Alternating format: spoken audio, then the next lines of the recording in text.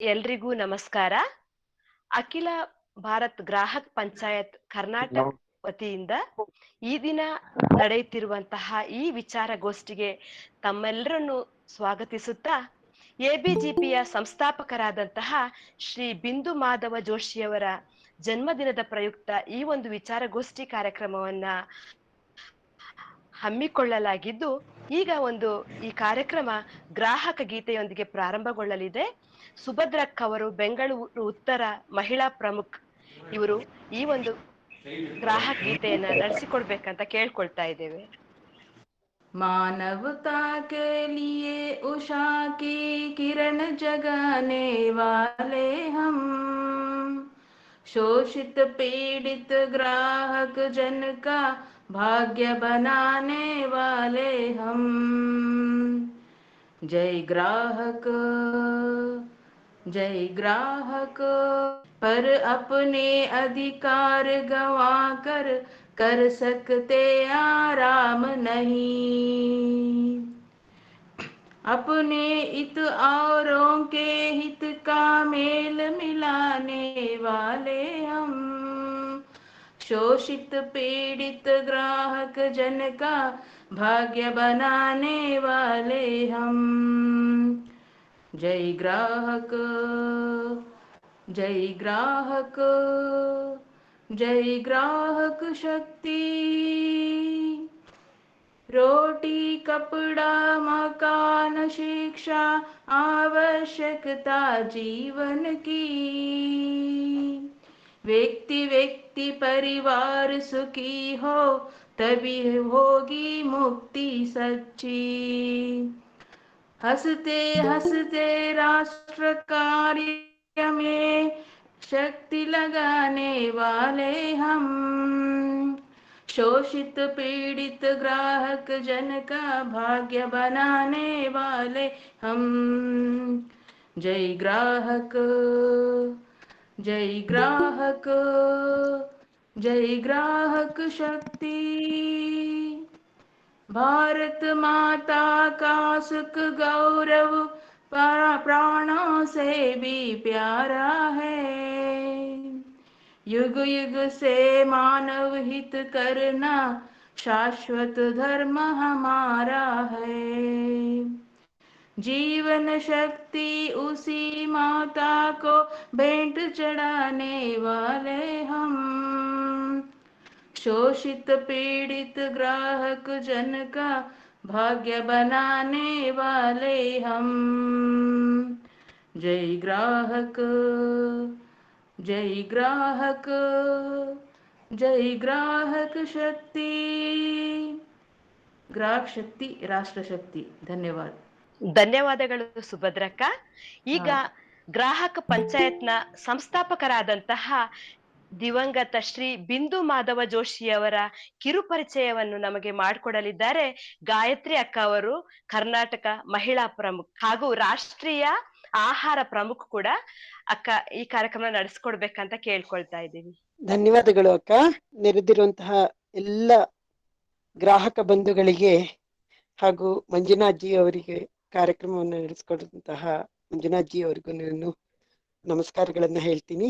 ಇಂದು ನಮ್ಮ ಅಖಿಲ ಭಾರತೀಯ ಗ್ರಾಹಕ ಪಂಚಾಯತ್ ಎಲ್ಲ ಕಾರ್ಯಕರ್ತರಿಗೂ ಒಂದು ಸುದಿನ. ಇವತ್ತು ಏನಂದ್ರೆ, ಗ್ರಾಹಕ ಪಂಚಾಯತ್ ಸ್ಥಾಪಿಸಿದಂತಹ ಶ್ರೀಯುತ ದಿವಂಗತ ಮಾನನೀಯ ಶ್ರೀ ಬಿಂದು ಮಾಧವ್ ಜೋಶಿ ಅವರ ಜನ್ಮದಿನ 1931 ಸೆಪ್ಟೆಂಬರ್ 25 ಅನಂತ ಚತುರ್ದಶಿಯಂದು ಬಿಂದುಜಿ ಅವರು ಜನ್ಮ ತಾಳ್ತಾರೆ. ಅವರನ್ನ ಗ್ರಾಹಕ ಪಂಚಾಯತ್ ಅಲ್ಲಿ ಎಲ್ಲರೂ ತುಂಬಾ ಪ್ರೀತಿಯಿಂದ ನಾನಾ ಅಂತಾನೆ ಕರೀತಾ ಇದ್ರು.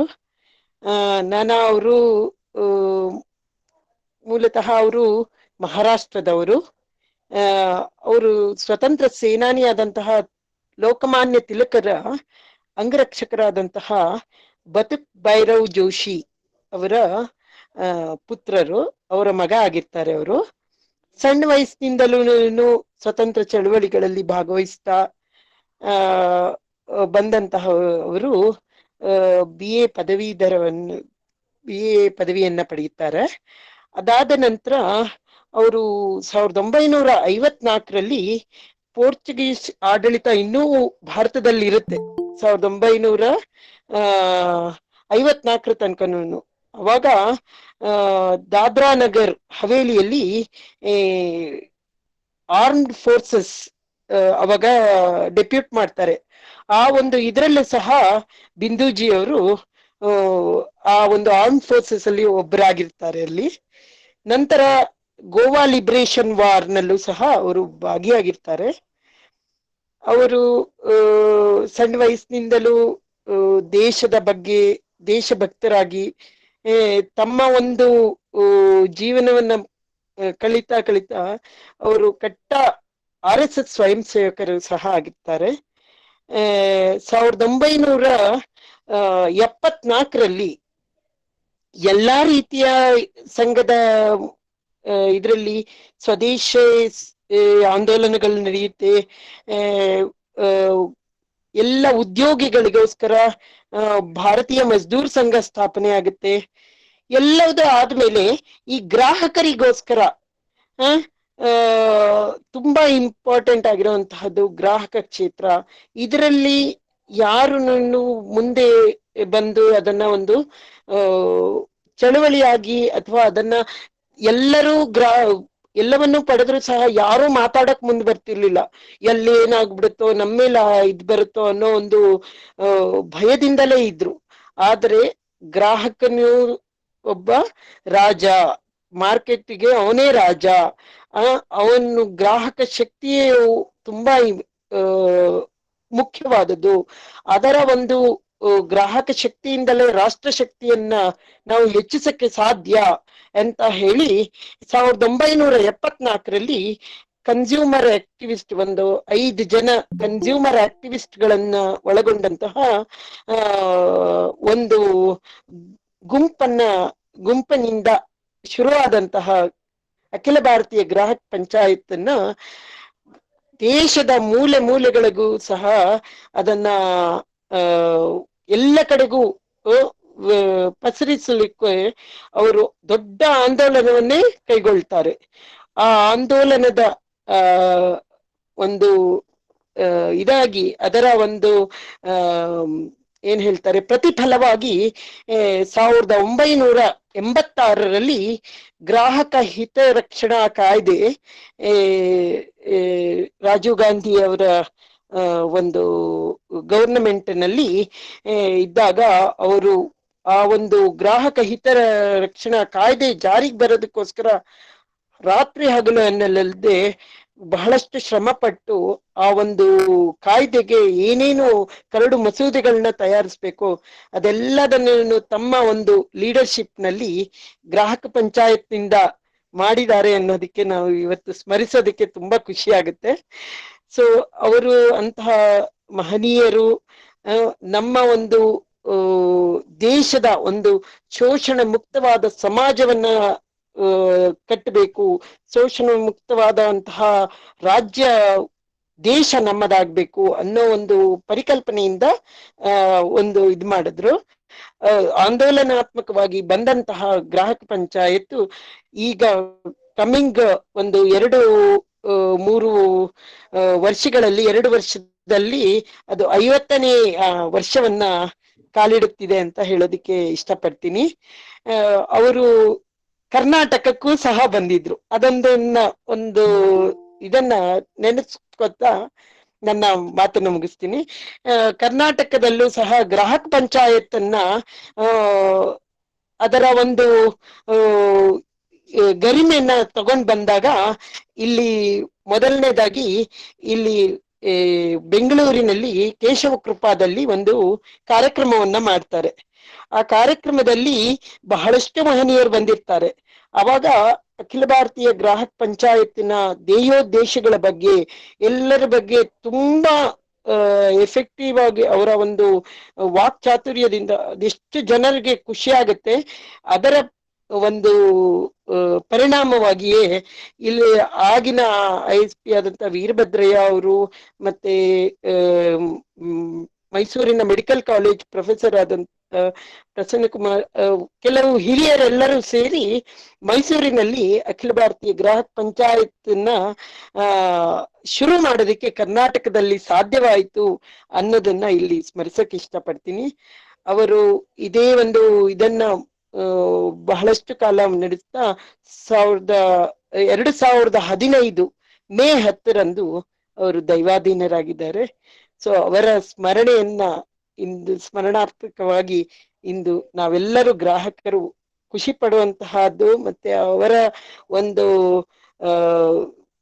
ಕಾರ್ಯದಿಂದಲೇ ಇದೆಲ್ಲ ಸಾಧ್ಯವಾಯಿತು ಅನ್ನೋದನ್ನ ನಾವು ನೆನೆಯೋದಿಕ್ಕೆ ಖುಷಿ ಪಡೋಣ. ಗ್ರಾಹಕ ಶಕ್ತಿ ರಾಷ್ಟ್ರ ಶಕ್ತಿ. ಧನ್ಯವಾದಗಳು ಗಾಯತ್ರಿ ಅಕ್ಕ. ಭೂ ಕಾಯ್ದೆಗೆ ಸಂಬಂಧಿಸಿದಂತೆ ಗ್ರಾಹಕರಲ್ಲಿ ಜಾಗೃತಿಯನ್ನು ಮೂಡಿಸುವ ದೃಷ್ಟಿನಲ್ಲಿ know your rights and liability in land law for consumer awareness ಈ ವಿಚಾರಕ್ಕೆ ಸಂಬಂಧಪಟ್ಟ ಹಾಗೆ ಇವತ್ತು ನಮಗೆ ಮಾರ್ಗದರ್ಶನ ಮತ್ತು ಮಾಹಿತಿಯನ್ನು ನೀಡಲಿದ್ದಾರೆ ಪಿ ಮಂಜುನಾಥ್ ಜಿ ಅವರು. ಅವರ ಒಂದು ಕಿರು ಪರಿಚಯವನ್ನ ಮಾಡ್ಕೊಡ್ಬೇಕಂತ ಶ್ರೀಮತಿ ವಿಜಯಲಕ್ಷ್ಮಿ ಅಕ್ಕ ಅವರು ಬೆಂಗಳೂರು ದಕ್ಷಿಣ ವಿಭಾಗದ ಮಹಿಳಾ ಪ್ರಮುಖ್ ಇವರನ್ನ ಕೇಳ್ಕೊಳ್ತಾ ಇದ್ದೀನಿ ಅಕ್ಕ. ನಮಸ್ತೆ ಎಲ್ಲರಿಗೂ. ಶ್ರೀಯುತ ಮಂಜುನಾಥ್ ಜಿ ಅವರು ವೃತ್ತಿಯಲ್ಲಿ ವಕೀಲರಾಗಿದ್ದು ಕಳೆದ 25 ವರ್ಷಗಳಿಂದ ಹೈಕೋರ್ಟ್ ಮತ್ತು ಟ್ರಯಲ್ ನ್ಯಾಯಾಲಯಗಳಲ್ಲಿ ಕೆಲಸ ಮಾಡಿದ ಅನುಭವ. ಇವರಿಗೆ ಬಾಲ್ಯದಿಂದಲೂ ಸ್ವಯಂ ಸೇವಕ ಸಂಘದ ಒಡನಾಟವಿದ್ದು ಸಾಮಾನ್ಯ ಜನರ ದಿನನಿತ್ಯದ ಸಮಸ್ಯೆಗಳಿಗೆ ಸಮಾಧಾನಿಸುವ ವ್ಯಕ್ತಿತ್ವ. ಇದಕ್ಕೆ ಉದಾಹರಣೆಯಾಗಿ ವಿರೂಪಾಕ್ಷಪುರದಲ್ಲಿ ನೆನೆಗುದಿಗೆ ಬಿದ್ದಿದ್ದ ರೈಲ್ವೆ ಕೆಳಸೇತುವೆ ಕಾಮಗಾರಿ ತ್ವರಿತಗತಿಯಲ್ಲಿ ಸಾಗುವಂತೆ ನಿವಾಸಿಗಳ ಪರವಾಗಿ ಶ್ರಮಿಸಿರುತ್ತಾರೆ. ಈ ದಿನ ಶ್ರೀಯುತ ಮಂಜುನಾಥ್ ಜಿ ಅವರು ಭೂ ವ್ಯವಹಾರದಲ್ಲಿ ಕಾನೂನು ಈ ಬಗ್ಗೆ ನಮಗೆಲ್ಲ ಮಾಹಿತಿಯನ್ನು ತಿಳಿಸಿಕೊಡಲಿದ್ದಾರೆ. ನಮಸ್ತೆ ಮಂಜುನಾಥ್. ಧನ್ಯವಾದಗಳು ವಿಜಯಲಕ್ಷ್ಮಿ ಅಕ್ಕ. ಈಗ ಉಪನ್ಯಾಸಕ್ಕೆ ಸಂಬಂಧಪಟ್ಟ ಹಾಗೆ ಯಾರಿಗೆ ಏನಾದ್ರೂ ಪ್ರಶ್ನೆಗಳು ಕೇಳೋದಿದ್ರೆ ಕೊನೆಗೆ ಕೇಳೋದಿಕ್ಕೆ ಅವಕಾಶ ಇದೆ. ಹಾಗೆ ಇನ್ನು ಏನಾದ್ರೂ ಪ್ರಶ್ನೆಗಳಿದ್ದಾಗ ಅದನ್ನ ಟೆಕ್ಸ್ಟ್ ಬಾಕ್ಸ್ ಅಲ್ಲಿ ಕೂಡ ಟೈಪ್ ಮಾಡಿ ಹಾಕ್ಬಹುದು ಅಂತ ತಮ್ಮಲ್ಲಿ ಕೇಳ್ಕೊಳ್ತಾ, ಈಗ ಮಂಜುನಾಥ್ ಜಿ ಅವರು ಇವತ್ತಿನ ಒಂದು ವಿಚಾರಗೋಷ್ಠಿ ಕಾರ್ಯಕ್ರಮವನ್ನ ನಡೆಸ್ಕೊಡ್ಬೇಕು. ನಮ್ಮ ಎಬಿಜಿಪಿ ಲೀಗಲ್ ಕಮಿಟಿಯ ಮೆಂಬರ್ ಹಾಗೂ ಹೈಕೋರ್ಟ್ ನ ಅಡ್ವೊಕೇಟ್ ಆಗಿರುವಂತಹ ತಾವುಗಳು ಈ ಕಾರ್ಯಕ್ರಮವನ್ನ ನಡೆಸಿಕೊಡ್ಬೇಕಂತ ಕೇಳ್ಕೊಳ್ತಾ ಇದ್ದೇವೆ ಜಿ. ಎಲ್ಲರಿಗೂ ನಮಸ್ಕಾರ. ಭೂಮಿ ಸಂಬಂಧಪಟ್ಟಂತೆ ಲಿಖಿತವಾದ ಕಾನೂನುಗಳು ಬಂದಿದ್ದು ಕರ್ನಾಟಕದಲ್ಲಿ ಯಾವಾಗ ಅಂತಂದ್ರೆ, ನಮ್ಮ ಕರ್ನಾಟಕ ಆಗೋದಕ್ಕಿಂತ ಮುಂಚೆ ಮೈಸೂರು ಮಹಾಸಂಸ್ಥಾನ ಅಂತ ಇತ್ತು. ಆ ಮೈಸೂರು ಮಹಾಸಂಸ್ಥಾನ ಮೈಸೂರು ಲ್ಯಾಂಡ್ ರೆವಿನ್ಯೂ ಕೋಡ್ ಅಂತ ಅಂದ್ಬಿಟ್ಟು 1888ರಲ್ಲಿ ಕಾನೂನನ್ನು ತಂತು. ಈ ಕಾನೂನಿನ ಪ್ರಕಾರ ಈ ಭೂಮಿಗೆ ಸಂಬಂಧಪಟ್ಟಂತೆ ಯಾವ ಯಾವ ದಾಖಲೆಗಳು ಇರಬೇಕು, ಯಾವರ ಹೆಸರಿಗೆ ಇರಬೇಕು, ಎಷ್ಟು ಎಕ್ಸ್ಟೆಂಟ್ ಇರಬೇಕು, ಮತ್ತು ಯಾರಿಂದ ಯಾರಿಗೆ ವರ್ಗಾವಣೆ ಆಗ್ತದೆ ಅವರಿಗೆ ವಿಚಾರಣೆಗಳನ್ನು ಯಾವ ರೀತಿ ತಿಳಿಸ್ಬೇಕು, ಕಂದಾಯಗಳನ್ನು ಯಾವ ರೀತಿ ಹಾಕಬೇಕು, ಕೆರೆ, ಕೊಳ್ಳ, ಗುಡ್ಡ, ನದಿ ಮತ್ತು ರಸ್ತೆಗಳು, ಇದಕ್ಕೆ ಸಂಬಂಧಪಟ್ಟಂತೆ ಪ್ರತ್ಯೇಕವಾದ ಕಾನೂನನ್ನು ಆ ಮೈಸೂರು ಲ್ಯಾಂಡ್ ರೆವಿನ್ಯೂ ಕೋಡ್ ಅಲ್ಲಿ ಪ್ರತಿಯೊಂದು ವಿಚಾರವನ್ನು ತಿಳಿಸಿದ್ದಾರೆ. ಈ ಮೈಸೂರು ಲ್ಯಾಂಡ್ ರೆವಿನ್ಯೂ ಕೋಡ್ ಪ್ರಕಾರ ಒಬ್ಬ ವ್ಯಕ್ತಿ ಮಾಲೀಕನಾದ್ರೆ ಆ ಮಾಲೀಕನ ಹೆಸರು RTC ಯಲ್ಲಿ, ಅಂದ್ರೆ ಅವಾಗ ಏನೋ ಪ್ರಿಲಿಮಿನರಿ ರೆಕಾರ್ಡ್ ಅಂತ ಇತ್ತು. ಆ ಪ್ರಿಲಿಮಿನರಿ ರೆಕಾರ್ಡ್ಸ್ ಅಲ್ಲಿ ಎಂಟ್ರಿ ಮಾಡ್ತಾ ಇದ್ರು ಅವ್ರಿಗೆ ಎಕ್ಸ್ಟೆಂಟ್. ಒಂದು ವೇಳೆ ಮಂಜೂರಾಗಿದ್ದಲ್ಲಿ ಮಂಜೂರು ಎಷ್ಟು ಎಕ್ಸ್ಟೆಂಟ್ ಆಯ್ತು ಆ ವಿಚಾರವನ್ನು ಸಹ ತಿಳಿಸ್ತಾ ಇದ್ರು. ಈ ವಿಚಾರಕ್ಕೆ ಸಂಬಂಧಪಟ್ಟಂತೆ ತದನಂತರ ಕರ್ನಾಟಕ ಅಂತ ಹೆಸರಾದ ನಂತರ ಕರ್ನಾಟಕದಲ್ಲಿ ಮತ್ತೆ ಹೊಸ ಕಾನೂನನ್ನು ಮಾಡಿದ್ರು. ಹೊಸ ಕಾನೂನು ಇನ್ ದ ಸೆನ್ಸ್ ಏನಂತಂದ್ರೆ, ಮೈಸೂರು ಲ್ಯಾಂಡ್ ರೆವಿನ್ಯೂ ಕೋಡ್ ನ ಇದ್ದಂತ ವಿಚಾರಗಳನ್ನ ನೆಕ್ಸ್ಟ್ 1964ರಲ್ಲಿ ಕರ್ನಾಟಕ ಲ್ಯಾಂಡ್ ರೆವಿನ್ಯೂ ಆಕ್ಟ್ ಅಂತ ಅಂದ್ಬಿಟ್ಟು ಆ ಒಂದು ಕಾಯ್ದೆಯನ್ನ ಜಾರಿ ತಂದ್ರು. ಆ ಒಂದು ಕಾಯ್ದೆಯನ್ನು ಜಾರಿ ತಂದಾಗ ಏನು ಮೈಸೂರು ಲ್ಯಾಂಡ್ ರೆವಿನ್ಯೂ ಕೋಡ್ ಅಲ್ಲಿ ಇತ್ತಲ್ಲ, ಆ ಒಂದು ಕೆಲವೊಂದು ವಿಚಾರಗಳನ್ನು ಬಿಟ್ಟು ಕೆಲವೊಂದು ವಿಚಾರಗಳನ್ನು ಸೇರಿಸಿದ್ರು. ಇದು ನಾವು ಲ್ಯಾಂಡ್ ರೆವಿನ್ಯೂ ಆಕ್ಟ್ ಬಗ್ಗೆ ನಾವು ಮಾತಾಡ್ಕೊಂತ ಹೋದ್ರೆ ಎಷ್ಟು ದಿವಸಗಳು ಆದ್ರೂ ಸಾಲೋದಿಲ್ಲ. ಆದ್ರೆ ನಮಗೆ ಏನ್ ಬೇಕಾಗಿದೆ ಆ ಒಂದು ವಿಚಾರಗಳ ಬಗ್ಗೆ ಮಾತ್ರ ತಿಳ್ಕೊಳ್ಳೋಣ. ಈಗ ಪ್ರತಿಯೊಬ್ಬ ಮನುಷ್ಯನು ತನ್ನ ಜೀವನದಲ್ಲಿ ಒಂದು ಸೈಟ್ ಅನ್ನು ತಗೊಳ್ತಾನೆ ಅಥವಾ ಭೂಮಿಯನ್ನು ಖರೀದಿ ಮಾಡ್ತಾನೆ. ಈ ಸೈಟು ಮತ್ತು ಭೂಮಿ ಅಥವಾ ಫ್ಲಾಟ್ ಇವನ್ನ ಖರೀದಿ ಮಾಡಬೇಕಾದ್ರೆ ಯಾವ ಅಂಶಗಳು ಕ್ರಯದ ಪತ್ರದಲ್ಲಿ ಇರಬೇಕು ಅನ್ನೋದು ವಿಚಾರಗಳನ್ನ ನಾವು ತಿಳ್ಕೊಬೇಕಾಗತ್ತೆ. ಮುಖ್ಯವಾಗಿ ಈ ಒಂದು ವಿಚಾರಗಳು ಪ್ರತಿಯೊಬ್ಬರು ಕ್ರಯ ಪತ್ರದಲ್ಲಿ ಮೆನ್ಷನ್ ಮಾಡಿದಾರೋ ಇಲ್ಲ ಅಂತ ಅಂದ್ಬಿಟ್ಟು ಅಬ್ಸರ್ವ್ ಮಾಡಬೇಕು. ಆ ಒಂದು ಪಾಯಿಂಟ್ಸ್ಗಳು ಏನಂತಂದ್ರೆ ಯಾವ ದಿನಾಂಕ ಬರೆದು ಕೊಡ್ತಾರೆ ಒಂದು. ನೆಕ್ಸ್ಟ್, ಯಾರು ಬರೆದು ಕೊಡುವವರು, ಮಾರಾಟ ಮಾಡುವವರು ಯಾರು, ಸಂಪೂರ್ಣ ಮಾಹಿತಿ. ನೆಕ್ಸ್ಟ್, ಅದರ ನಂತರ ಕೊಳ್ಳುವವರ ಮಾಹಿತಿ ನಂತರ ಆ ಒಂದು ಆಸ್ತಿ, ಜಮೀನಾಗ್ಲಿ, ಸೈಟ್ ಆಗ್ಲಿ, ಫ್ಲಾಟ್ ಆಗ್ಲಿ, ಮೂಲ ಎಲ್ಲಿಂದ ಬಂತು ಅನ್ನೋ ವಿಚಾರ ಬಗ್ಗೆ ತಿಳಿಸ್ಬೇಕು.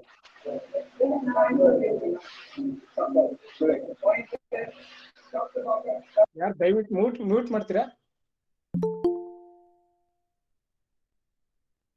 ಆಸ್ತಿ ಯಾವ ರೀತಿ ಬಂತು ಅನ್ನೋದನ್ನ ಅಂದ್ರೆ ಪ್ರತಿಯೊಂದು ವಿಚಾರನ ಸಹ ತಿಳಿಸ್ಬೇಕು, ಆಸ್ತಿ ವಿಚಾರ. ನೆಕ್ಸ್ಟ್ ವಿಚಾರ ಯಾವುದು ಅಂತಂದ್ರೆ ಎಷ್ಟು ಮೊತ್ತಕ್ಕೆ ಮಾಡ್ತಾ ಇದೀವಿ, ಮೋಡ್ ಆಫ್ ಪೇಮೆಂಟ್ ಯಾವ ರೀತಿ ಇದೆ, ಎಷ್ಟು ಮೊತ್ತ, ಎಷ್ಟು ಕೊಟ್ಟಿದ್ದೀವಿ, ಅದೊಂದು ವಿಚಾರ ತಿಳಿಸ್ಬೇಕು. ಮತ್ತೆ ನೆಕ್ಸ್ಟ್, ಯಾವ ಉದ್ದೇಶಕ್ಕಾಗಿ ಸೈಟನ್ನಾಗ್ಲಿ, ಮನೆ ಆಗ್ಲಿ, ಜಮೀನಾಗ್ಲಿ ಕಂಪಲ್ಸರಿಯಾಗಿ ತೋರಿಸ್ಬೇಕು. ಯಾವ ಉದ್ದೇಶಕ್ಕಾಗಿ ಮಾರಾಟ ಮಾಡ್ತಿದ್ದಾರೆ ಅನ್ನೋ ವಿಚಾರನ ತೋರಿಸ್ಬೇಕು.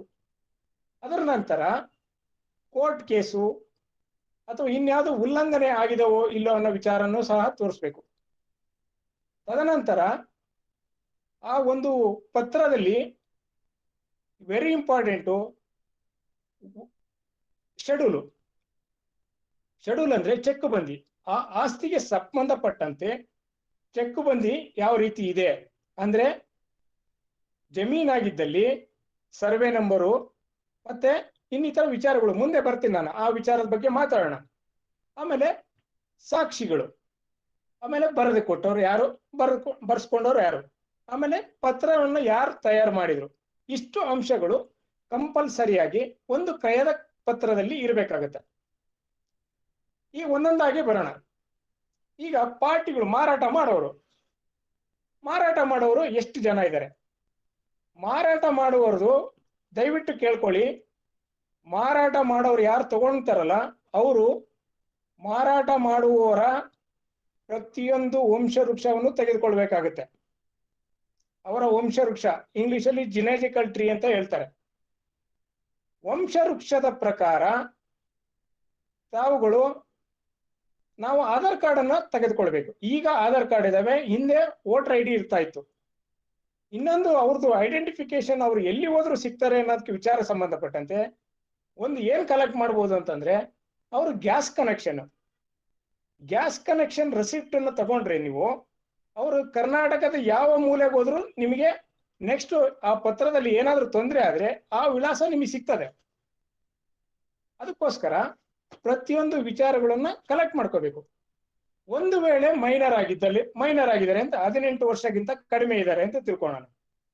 ಈ 18 ವರ್ಷಕ್ಕಿಂತ ಕಡಿಮೆ ಇದ್ದವ್ರಿಗೆ ಅವರಿಗೆ ಯಾರು ಗಾರ್ಡಿಯನ್ ಇದ್ದಾರೆ, ಆ ಗಾರ್ಡಿಯನ್ ಯಾರಿದ್ದಾರೆ ಅದನ್ನ ವಿಚಾರನ ಕಂಪಲ್ಸರಿಯಾಗಿ ಕ್ರಯದ ಪತ್ರದಲ್ಲಿ ತಿಳಿಸ್ಬೇಕಾಗತ್ತೆ. ಗಾರ್ಡಿಯನ್ ಯಾರು ಫಾದರ್ ಇದ್ದಾರೋ ಅಥವಾ ಮದರ್ ಇದಾರೋ ಅಂತ ತಿಳಿಸ್ಬೇಕು. ಆಮೇಲೆ ಪ್ರತಿಯೊಬ್ಬರ ವಯಸ್ಸನ್ನು ಸಹ ಆ ವಿಚಾರದಲ್ಲಿ ತಿಳಿಸ್ಬೇಕು ಕ್ರಯ ಪತ್ರದಲ್ಲಿ.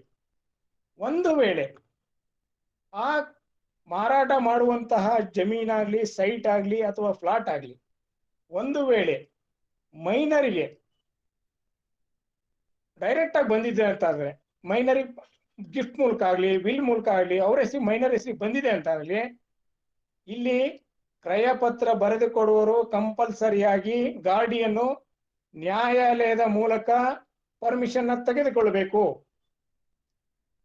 ಗಾರ್ಡಿಯನ್ ಅವರು ಒಂದು ವೇಳೆ ನ್ಯಾಯಾಲಯದ ಮೂಲಕ ಪರ್ಮಿಷನ್ ತಗೊಳ್ಳಿಲ್ಲ ಅಂತಂದ್ರೆ ಆ ಹುಡುಗ ಅಥವಾ ಹುಡುಗಿ ಮೇಜರ್ ಆದ ನಂತರ 3 ವರ್ಷಗಳ ಒಳಗೆ ಆ ಒಂದು ಕ್ರಯ ಏನು ಆಗಿದೆಯಲ್ಲ ಆ ಕ್ರಯದ ರದ್ದು ಕೋರಿ ಕ್ಯಾನ್ಸಲೇಷನ್ಗೆ ನ್ಯಾಯಾಲಯದಲ್ಲಿ ಮೊಕದ್ದಮೆ ಹೂಡಬಹುದು.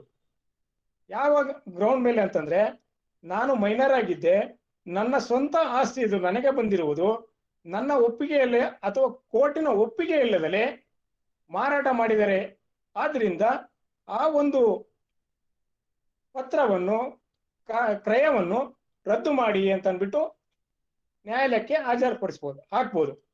ಅವಾಗ ನಾರ್ಮಲಿ 90% ನ್ಯಾಯಾಲಯ ಮೈನರ್ ಪರ್ಮಿಷನ್ ತಗೊಂಡಿಲ್ಲ ಅಂತಂದ್ರೆ 90% ರದ್ದು ಮಾಡುತ್ತೆ. ಆದ್ರಿಂದ ನಾವು ಕ್ರಯ ಪತ್ರವನ್ನು ತೆಗೆದುಕೊಳ್ಳಬೇಕಾದ್ರೆ ಪ್ರತಿಯೊಂದು ದಾಖಲೆಗಳನ್ನು ನೋಡ್ಬಿಟ್ಟು ಎಲ್ಲಿಂದ ಬಂತು, ಏನ್ ಬಂತು ಅಂತ ಅಂದ್ಬಿಟ್ಟು ನೋಡ್ಬೇಕಾಗತ್ತೆ. ಮತ್ತೆ ಆ ಮಾಹಿತಿ ಈ ಒಂದು ವಿಚಾರ ಒಳಗೆ ಏನಂತಂದ್ರೆ, ಈ ಮನೆಯ ಸದಸ್ಯರ ಪ್ರತಿಯೊಬ್ಬರು, ಈ ಒಂದು ಸಣ್ಣ ಮಕ್ಕಳಾದ್ರೂ ಸಹ ಅವರ ಮಕ್ಕಳ ಹೆಸರುಗಳನ್ನು ಸಹ ಕ್ರಯ ಪತ್ರದಲ್ಲಿ ಕಡ್ಡಾಯವಾಗಿ ನಮೂದು ಮಾಡಬೇಕು. ಈಗ ಇತ್ತೀಚೆಗಿನ ಕಾನೂನಿನ ಪ್ರಕಾರ ಏನಂತಂದ್ರೆ, ಪ್ರತಿಯೊಬ್ಬರ ಪಾನ್ ಕಾರ್ಡು ಮತ್ತು ಆಧಾರ್ ಕಾರ್ಡ್ ಅನ್ನ ಕಂಪಲ್ಸರಿಯಾಗಿ ಕಲೆಕ್ಟ್ ಮಾಡ್ಬೇಕಾಗತ್ತೆ. ಅವಾಗ ಯಾರ್ಯಾರು ಮನೆಯಲ್ಲಿ ಸದಸ್ಯರು ಯಾರಿದ್ದಾರೆ ಎಲ್ಲ ಪ್ರತಿಯೊಂದು ವಿಚಾರಗಳು ಗೊತ್ತಾಗ್ತದೆ. ರೇಷನ್ ಕಾರ್ಡ್ ಸಹ ಕಲೆಕ್ಟ್ ಮಾಡ್ಕೊಂಡ್ರೆ ಅವಾಗ ಏನಾಗ್ತದೆ, ಕ್ರಯ ಬರೆದು ಕೊಡೋರು ಯಾರ್ಯಾರಿದ್ದಾರೆ ಇನ್ಫಾರ್ಮೇಶನ್ ಫುಲ್ ಸಿಗ್ತದೆ. ಅದು ಒಂದು. ನೆಕ್ಸ್ಟ್, ಬರೆಸಿಕೊಳ್ಳುವವರು ಅವರ ವಿಳಾಸ ಸಂಪೂರ್ಣವಾಗಿ ತಿಳ್ಕೋಬೇಕು. ಒಂದು ವೇಳೆ ಬರೆಸಿಕೊಳ್ಳುವವರು ತೆಗೆದುಕೊಳ್ಳೋರು ಇರ್ತಾರಲ್ಲ, ತೆಗೆದುಕೊಳ್ಳೋರು ಮುಂದೆ ಮೋಸ ಮಾಡೋಗ್ತಾರೆ ಅಂತ ತಿಳ್ಕೊಳ್ಳೋಣ. ನಾವು ಫಸ್ಟ್ ಕೆಟ್ಟದ್ದನ್ನೇ ಯೋಚನೆ ಮಾಡಬೇಕು, ಆಮೇಲೆ ಒಳ್ಳೆಯದನ್ನು ಯೋಚನೆ ಮಾಡೋಣ. Worst we have to discuss, we have to think about worst, then next best. ಅದಕ್ಕೋಸ್ಕರ ಈ ಏನು ಪರ್ಚೇಸರ್ ಇರ್ತಾರಲ್ಲ, ಪರ್ಚೇಸರ್ನ ಫುಲ್ ಅಡ್ರೆಸ್ ನಾನು ಆಗ್ಲೇ ಹೇಳಿದ್ನಲ್ಲ, ಆಧಾರ್ ಕಾರ್ಡು, ವೋಟರ್ ID ಮತ್ತೆ ರೇಷನ್ ಕಾರ್ಡು ಮತ್ತೆ ಗ್ಯಾಸ್ ಸಿಲಿಂಡರ್ ಬಿಲ್ಲು ಇವನ್ನೆಲ್ಲ ಕಲೆಕ್ಟ್ ಮಾಡ್ಕೊಂಡು ಇಟ್ಕೊಂಡಿದ್ರೆ ಅವ ಎಲ್ಲಿ ಹೋದ್ರು ಸಹ, ಮೋಸ ಮಾಡಿ ಪರ್ಚೇಸ್ ಮಾಡಿದ್ರು ಸಹ ಮುಂದೆ ಸಿಗ್ತದೆ. ಬಟ್ ಮೋಸ ಹೆಂಗ್ ಮಾಡ್ತಾರೆ ಅನ್ನೋದ್ಬಿಟ್ಟು ಕೆಲವೊಂದು ವಿಚಾರಗಳನ್ನ ಮುಂದೆ ಹೇಳೋಣ, ನೋಡ್ಕೊಳ್ಳೋಣ. ಈಗ ನೆಕ್ಸ್ಟ್ ವಿಚಾರ ಏನು ಅಂತಂದ್ರೆ, ಈಗ ಆಸ್ತಿ ಯಾವ ರೀತಿ ಬಂತು, ಮಾರಾಟ ಮಾಡುವವರಿಗೆ ಯಾವ ರೀತಿ ಆಸ್ತಿ ಬಂತು ಅನ್ನೋ ವಿಚಾರನ ತಿಳ್ಕೋಬೇಕು. ಆಸ್ತಿ ಮಾರಾಟ ಪರ್ಚೇಸ್ ಮಾಡೋದಾದ್ರೆ ಈಗ ಎಲ್ಲಿಂದ ಬಂತು ಅನ್ನೋದಕ್ಕೆ ಪ್ರತಿಯೊಂದು ದಾಖಲೆಗಳು, ಮೂಲ ದಾಖಲೆಗಳು ಯಾವುವು? ಲ್ಯಾಂಡ್ ರೆವಿನ್ಯೂ ಆಕ್ಟ್ ಪ್ರಕಾರ, ಮೈಸೂರು ಲ್ಯಾಂಡ್ ರೆವಿನ್ಯೂ ಕೋರ್ಟ್ ಪ್ರಕಾರ ಮೂಲ ದಾಖಲೆಗಳು ನಮಗೆ ಇತ್ತೀಚೆಗೆ ಲಭ್ಯವಾಗಿರುವಂತವು ಪ್ರಿಲಿಮಿನರಿ ರೆಕಾರ್ಡ್. ದಯವಿಟ್ಟು ನಾನು ಮುಂದೆ ಎಲ್ಲ ಪ್ರತಿಯೊಂದು ರೆಕಾರ್ಡ್ಸ್ ಲಿಸ್ಟ್ ಅನ್ನು ಹೇಳ್ತೀನಿ, ದಯವಿಟ್ಟು ತಾವು ಯಾರು ಮೆನ್ಷನ್ ಪೇಪರ್ ಅಲ್ಲಿ ಬರ್ಕೋಬಹುದು. ಈ ಪ್ರಿಲಿಮಿನರಿ ರೆಕಾರ್ಡ್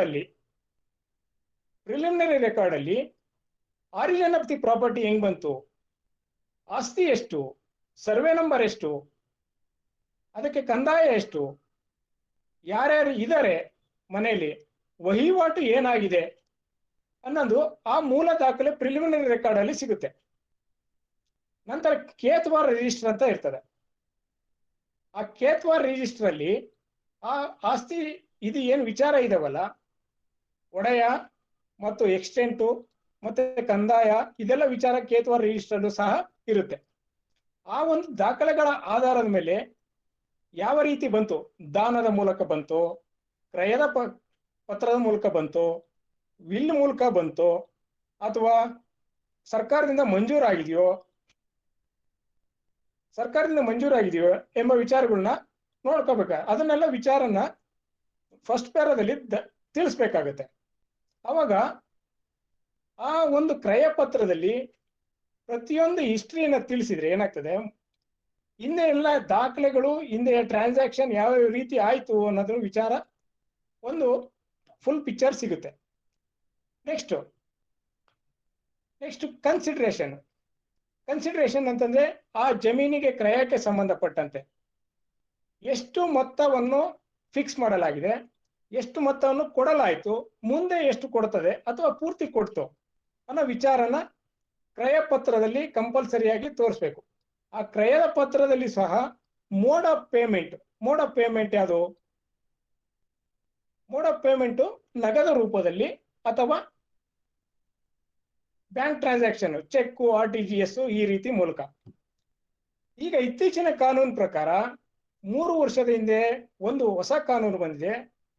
ಏನಂತಂದ್ರೆ ಯಾವುದೇ ಟ್ರಾನ್ಸಾಕ್ಷನ್ 2 ಲಕ್ಷದ ಮೇಲೆ ಇದ್ರೆ ಕ್ರಯಕ್ಕೆ ಸಂಬಂಧಪಟ್ಟಂತೆ, ಯಾವುದೇ ಟ್ರಾನ್ಸಾಕ್ಷನ್ 2 ಲಕ್ಷಕ್ಕೆ ಮೇಲೆ ಸಂಬಂಧಪಟ್ಟಂತೆ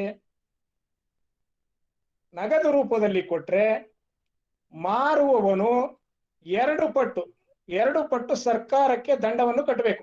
ಸಪೋಸ್ ಒಂದು 20 ಲಕ್ಷ ರೂಪಾಯಿ ಆಸ್ತಿ ಅಂತ ತಿಳ್ಕೊಳ್ಳೋಣ. 20 ಲಕ್ಷ ರೂಪಾಯಿ ಆಸ್ತಿನ ನಗದಾಗಿ ಪಡೆದುಕೊಂಡ ಅಂತಂದ ಮಾರುವವನು ನಗದಾಗಿ ಪಡೆದುಕೊಂಡ ಅಂತಂದ್ರೆ ಅವಾಗ ಈ ಒಂದು ಮಾರುವವನು ಇರ್ತಾನಲ್ಲ, ಅವನು 40 ಲಕ್ಷ ರೂಪಾಯಿಗಳನ್ನ ಸರ್ಕಾರಕ್ಕೆ ಕಟ್ಟಬೇಕು. ಒಂದು ವೇಳೆ ನಗದು ರೂಪದಲ್ಲಿ ಆದರೆ, ಚೆಕ್ಕು ಅಥವಾ ಆನ್ಲೈನ್ ಟ್ರಾನ್ಸಾಕ್ಷನ್, ಡಿಡಿ ಈ ರೀತಿ ಆದ್ರೆ ಬೇಕಾಗಿಲ್ಲ, ಟ್ಯಾಕ್ಸ್ ಇದನ್ನ ದಂಡ ಕಟ್ಟಂಗಿಲ್ಲ. ಅದೇ ರೀತಿ ಪರ್ಚೇಸ್ ಮಾಡುವವನು, ಕೊಳ್ಳುವವನು ಒಂದು ವೇಳೆ 20 ಲಕ್ಷಗಳನ್ನ ಕ್ಯಾಶ್ ರೂಪದಲ್ಲಿ ಕೊಟ್ಟದ್ದೇ ಆದಲ್ಲಿ ಅವನು ಸಹ 1 ಪಟ್ಟು ಅಂದ್ರೆ 20 ಲಕ್ಷ ರೂಪಾಯಿಗಳನ್ನು ಸರ್ಕಾರಕ್ಕೆ ಕಟ್ಟಬೇಕು. ಆದ್ರಿಂದ ಈ 2 ಲಕ್ಷ ರೂಪಾಯಿಗಳಿಗಿಂತ ಹೆಚ್ಚು ಟ್ರಾನ್ಸಾಕ್ಷನ್ ಇದ್ರೆ ಕಂಪಲ್ಸರಿಯಾಗಿ ಆನ್ಲೈನ್ ಟ್ರಾನ್ಸಾಕ್ಷನ್ ಅಥವಾ ಚೆಕ್ಕು ಅಥವಾ ಡಿಡಿ ಮುಖಾಂತರನೇ ಕೊಡಬೇಕು. ಅದು ಒಂದು ವಿಚಾರ. ಈಗ ಈ ಪರ್ಚೇಸ್ ಮಾಡೋನು ಏನ್ ಮಾಡ್ಬಿಡ್ತಾನೆ, ರಿಜಿಸ್ಟರ್ ಮಾಡಿಸ್ಕೊಂಡ್ಬಿಡ್ತಾನೆ. ಅವರು ದುಡ್ಡು ಕೊಡ್ತೀನಿ ಬಾರಪ್ಪ, ಚೆಕ್ ಕೊಡ್ತೀನಿ ಬಾರಪ್ಪ ಅಂತ ಅಂದ್ಬಿಟ್ಟು ಕರ್ಕೊಂಡು ಹೋಗ್ತಾರೆ. ನಂಬಿಕೆ ಮೇಲೆ ಹೋಗ್ಬಿಟ್ಟು ಏನ್ ಮಾಡ್ತಾರೆ, ರಿಜಿಸ್ಟರ್ ಮಾಡ್ಬಿಡ್ತಾರೆ ಡಾಕ್ಯುಮೆಂಟ್ನ. ಅದರಲ್ಲಿ ಕ್ರಯ ಪತ್ರದಲ್ಲಿ ಏನ್ ಮೆನ್ಷನ್ ಮಾಡಿರ್ತಾರೆ, ಇಷ್ಟು ಅಮೌಂಟ್ ನ ನಿಮಗೆ ಚೆಕ್ ಮೂಲಕ ಕೊಟ್ಟಿದ್ದೀನಿ ಅಂತ ಅಂದ್ಬಿಟ್ಟು ಮೆನ್ಷನ್ ಮಾಡಿರ್ತಾನೆ ಯಾರು, ಸೆಲ್ಲರು. ಅವಾಗ ಪರ್ಚೇಸರ್ ಏನ್ ಮಾಡ್ಬೇಕು, ಪರ್ಚೇಸರು ಚೆಕ್ ಕೊಟ್ಟಿದ್ದಾನೆ ಅಂತ ತಿಳ್ಕೊಳ್ಳೋಣ. ಎಷ್ಟು 20 ಲಕ್ಷ ರೂಪಾಯಿ ಚೆಕ್ ಕೊಟ್ಟಿದ್ದಾನೆ ಅಂತ ತಿಳ್ಕೊಳ್ಳೋಣ. ಯಾರಿಗೆ, ಸೆಲ್ಲರಿ. ರಿಜಿಸ್ಟ್ರೇನ ಆಗ್ಬಿಡುತ್ತೆ. ರಿಜಿಸ್ಟರ್ ಆದ ನಂತರ ಚೆಕ್ ಅನ್ನ ಪ್ರೆಸೆಂಟ್ ಮಾಡ್ತಾನೆ ಯಾರು, ಸೆಲ್ಲರು. ಆ ಸೆಲ್ಲರ್ ಪ್ರೆಸೆಂಟ್ ಮಾಡಿದಾಗ ಆ ಚೆಕ್ ಬೌನ್ಸ್ ಆಗುತ್ತೆ. ಆ ಚೆಕ್ ಬೌನ್ಸ್ ಆದಾಗ ಈಗ ಸೆಲ್ಲರು ಅಂದ್ರೆ ಮಾರಾಟ ಮಾಡುವವನು ಅವನ ವಿರುದ್ಧ, ಯಾರು ಪರ್ಚೇಸರ್ ವಿರುದ್ಧ ನ್ಯಾಯಾಲಯದಲ್ಲಿ ಕೇಸ್ ಹಾಕ್ತಾನೆ. ಕ್ಯಾನ್ಸಲೇಷನ್ ಆಫ್ ಸೇಲ್ ಡೀಡ್ ಅಂತ ಅಂದ್ಬಿಟ್ಟು ಹಾಕ್ತಾನೆ ಅಂತ ತಿಳ್ಕೊಳ್ಳೋಣ. ಈ ಕ್ಯಾನ್ಸಲೇಷನ್ ಆಫ್ ಸೇಲ್ ಡೀಡ್ ನ ನ್ಯಾಯಾಲಯದಲ್ಲೂ ಮಾಡಕ್ ಬರೋದಿಲ್ಲ ಅಂತ ಅಂದ್ಬಿಟ್ಟು ಸುಪ್ರೀಂ ಕೋರ್ಟ್ನವರು ಇತ್ತೀಚೆಗೆ ಹೇಳಿದ್ದಾರೆ. ಅದು ಸಿವಿಲ್ ಅಪೀಲ್ ನಂಬರ್ 95/19/2019. ಇನ್ನೊಂದ್ಸಲಿ ಹೇಳ್ತೀನಿ, ಸಿವಿಲ್ ಅಪೀಲ್ ನಂಬರ್ 95/19/2019. ಒಂದು ವೇಳೆ ಆ ಕನ್ಸಿಡರೇಷನ್ ಪಾಸ್ ಆಗಿಲ್ಲ ಅಂತಂದ್ರೆ ಸಂಪೂರ್ಣ ಕ್ರಯನ ರದ್ದು ಮಾಡಕ್ ಬರೋದಿಲ್ಲ, ಆದರೆ ಹಣದ ರಿಕವರಿಗೆ ಮಾತ್ರ ಆಗ್ಬೋದು ಅಂತ ಅಂದ್ಬಿಟ್ಟು ಸುಪ್ರೀಂ ಕೋರ್ಟ್ನವರು ಮೊನ್ನೆ ರೀಸೆಂಟ್ ಆಗಿ 3 ತಿಂಗಳ ಹಿಂದೆ ಜಡ್ಜ್ಮೆಂಟ್ ಮಾಡಿದ್ದಾರೆ. ಆದ್ರಿಂದ ಸೆಲ್ಲರು ಅವರು ಕಾನ್ಶಿಯಸ್ ಆಗಿರ್ಬೇಕು. ಅಂದ್ರೆ they have to obtain either from the RTGS or demand draft, that to within the execution of the sale deed. ಆ ಒಂದು ಜ್ಞಾನವನ್ನು ಇಟ್ಕೋಬೇಕಾಗುತ್ತೆ ನಾವು. ನೆಕ್ಸ್ಟ್, ಆ ಕನ್ಸಿಡರೇಷನ್ ಅಮೌಂಟ್ ನ ಈ ಪಾರ್ಟ್ ಅಮೌಂಟ್ ಕೊಟ್ಟಿದ್ದಾರೆ ಅಂತ ತಿಳ್ಕೊಳ್ಳೋಣ. ಈ ಪಾರ್ಟ್ ಅಮೌಂಟ್ ಆಗಿಲ್ಲ ಅಂದಾಗಲೂ ಸಹ ಕ್ಯಾನ್ಸಲೇಷನ್ ಹಾಕಕ್ ಬರೋದಿಲ್ಲ, ರಿಕವರಿಗೆ ಮಾತ್ರ ಹಾಕ್ಬೋದು ಅಂತ ಅಂದ್ಬಿಟ್ಟು ಜಡ್ಜ್ಮೆಂಟ್ ಬಂದಿದೆ, ಸುಪ್ರೀಂ ಕೋರ್ಟ್ ಜಡ್ಜ್ಮೆಂಟ್ ಬಂದಿದೆ. ನೆಕ್ಸ್ಟ್, ಉದ್ದೇಶ ಬಹಳ ಇಂಪಾರ್ಟೆಂಟ್. ಈ ಕ್ರಯದ ಪತ್ರದಲ್ಲಿ ಯಾವ ಉದ್ದೇಶಕ್ಕಾಗಿ ಮಾರಾಟ ಮಾಡ್ತಾ ಇದ್ದಾನೆ ಅನ್ನೋದನ್ನ ತಿಳಿಸ್ಬೇಕು. ಅದು ಒಂದು ಉದ್ದೇಶನ ತಿಳಿಸ್ತಿಲ್ಲ ಅಂತಂದ್ರೆ ಮುಂದೆ ಅವನು ಕ್ಯಾನ್ಸಲೇಷನ್ಗೆ ಸಹ ಹಾಕ್ಬೋದು. ಆದ್ರಿಂದ ಉದ್ದೇಶ ಏನು ತಿಳಿಸ್ಬೋದು, ಲೋನ್ ತಗೊಂಡಿದ್ದಾನ, ಲೋನಕ್ಕೆ ತೀರ್ಸಕ್ಕೋಸ್ಕರ ಮಾಡ್ತಾ ಇದ್ದಾನ, ಆ ಒಂದು ವಿಚಾರನ ತಿಳಿಸ್ಬೇಕು.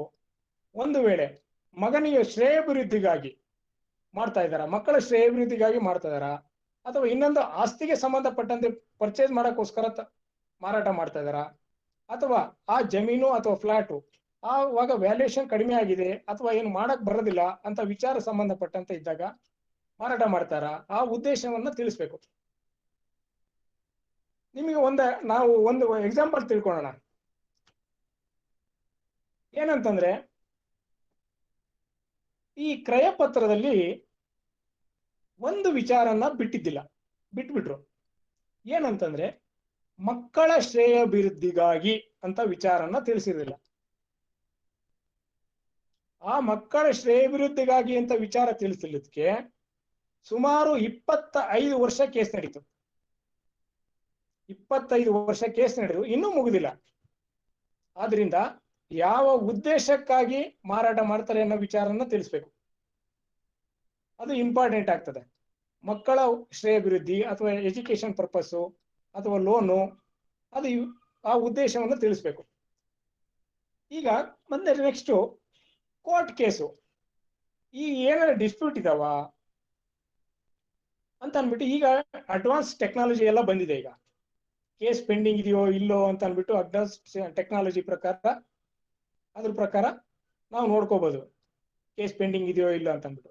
ಆಮೇಲೆ ಒಂದು ವೇಳೆ ಅದು ಏನಾದ್ರು ಅಟ್ಯಾಚ್ ಆಗಿದೆಯಾ ಅಂದ್ರೆ ಬ್ಯಾಂಕ್ ಅಟ್ಯಾಚ್ಮೆಂಟ್ ಏನಾದ್ರು ಆಗಿದೆಯಾ, ಆ ಅಟ್ಯಾಚ್ಮೆಂಟ್ಗೆ ಕೋರ್ಟಲ್ಲಿ ಏನು ಆಕ್ಷನ್ ಏನಾದ್ರು ಆಗಿದೆಯಾ, ಆ ಒಂದು ವಿಚಾರವನ್ನು ಸಹ ತಿಳ್ಕೋಬೇಕು ಮತ್ತು ಮೆನ್ಷನ್ ಮಾಡಿಸ್ಬೇಕು.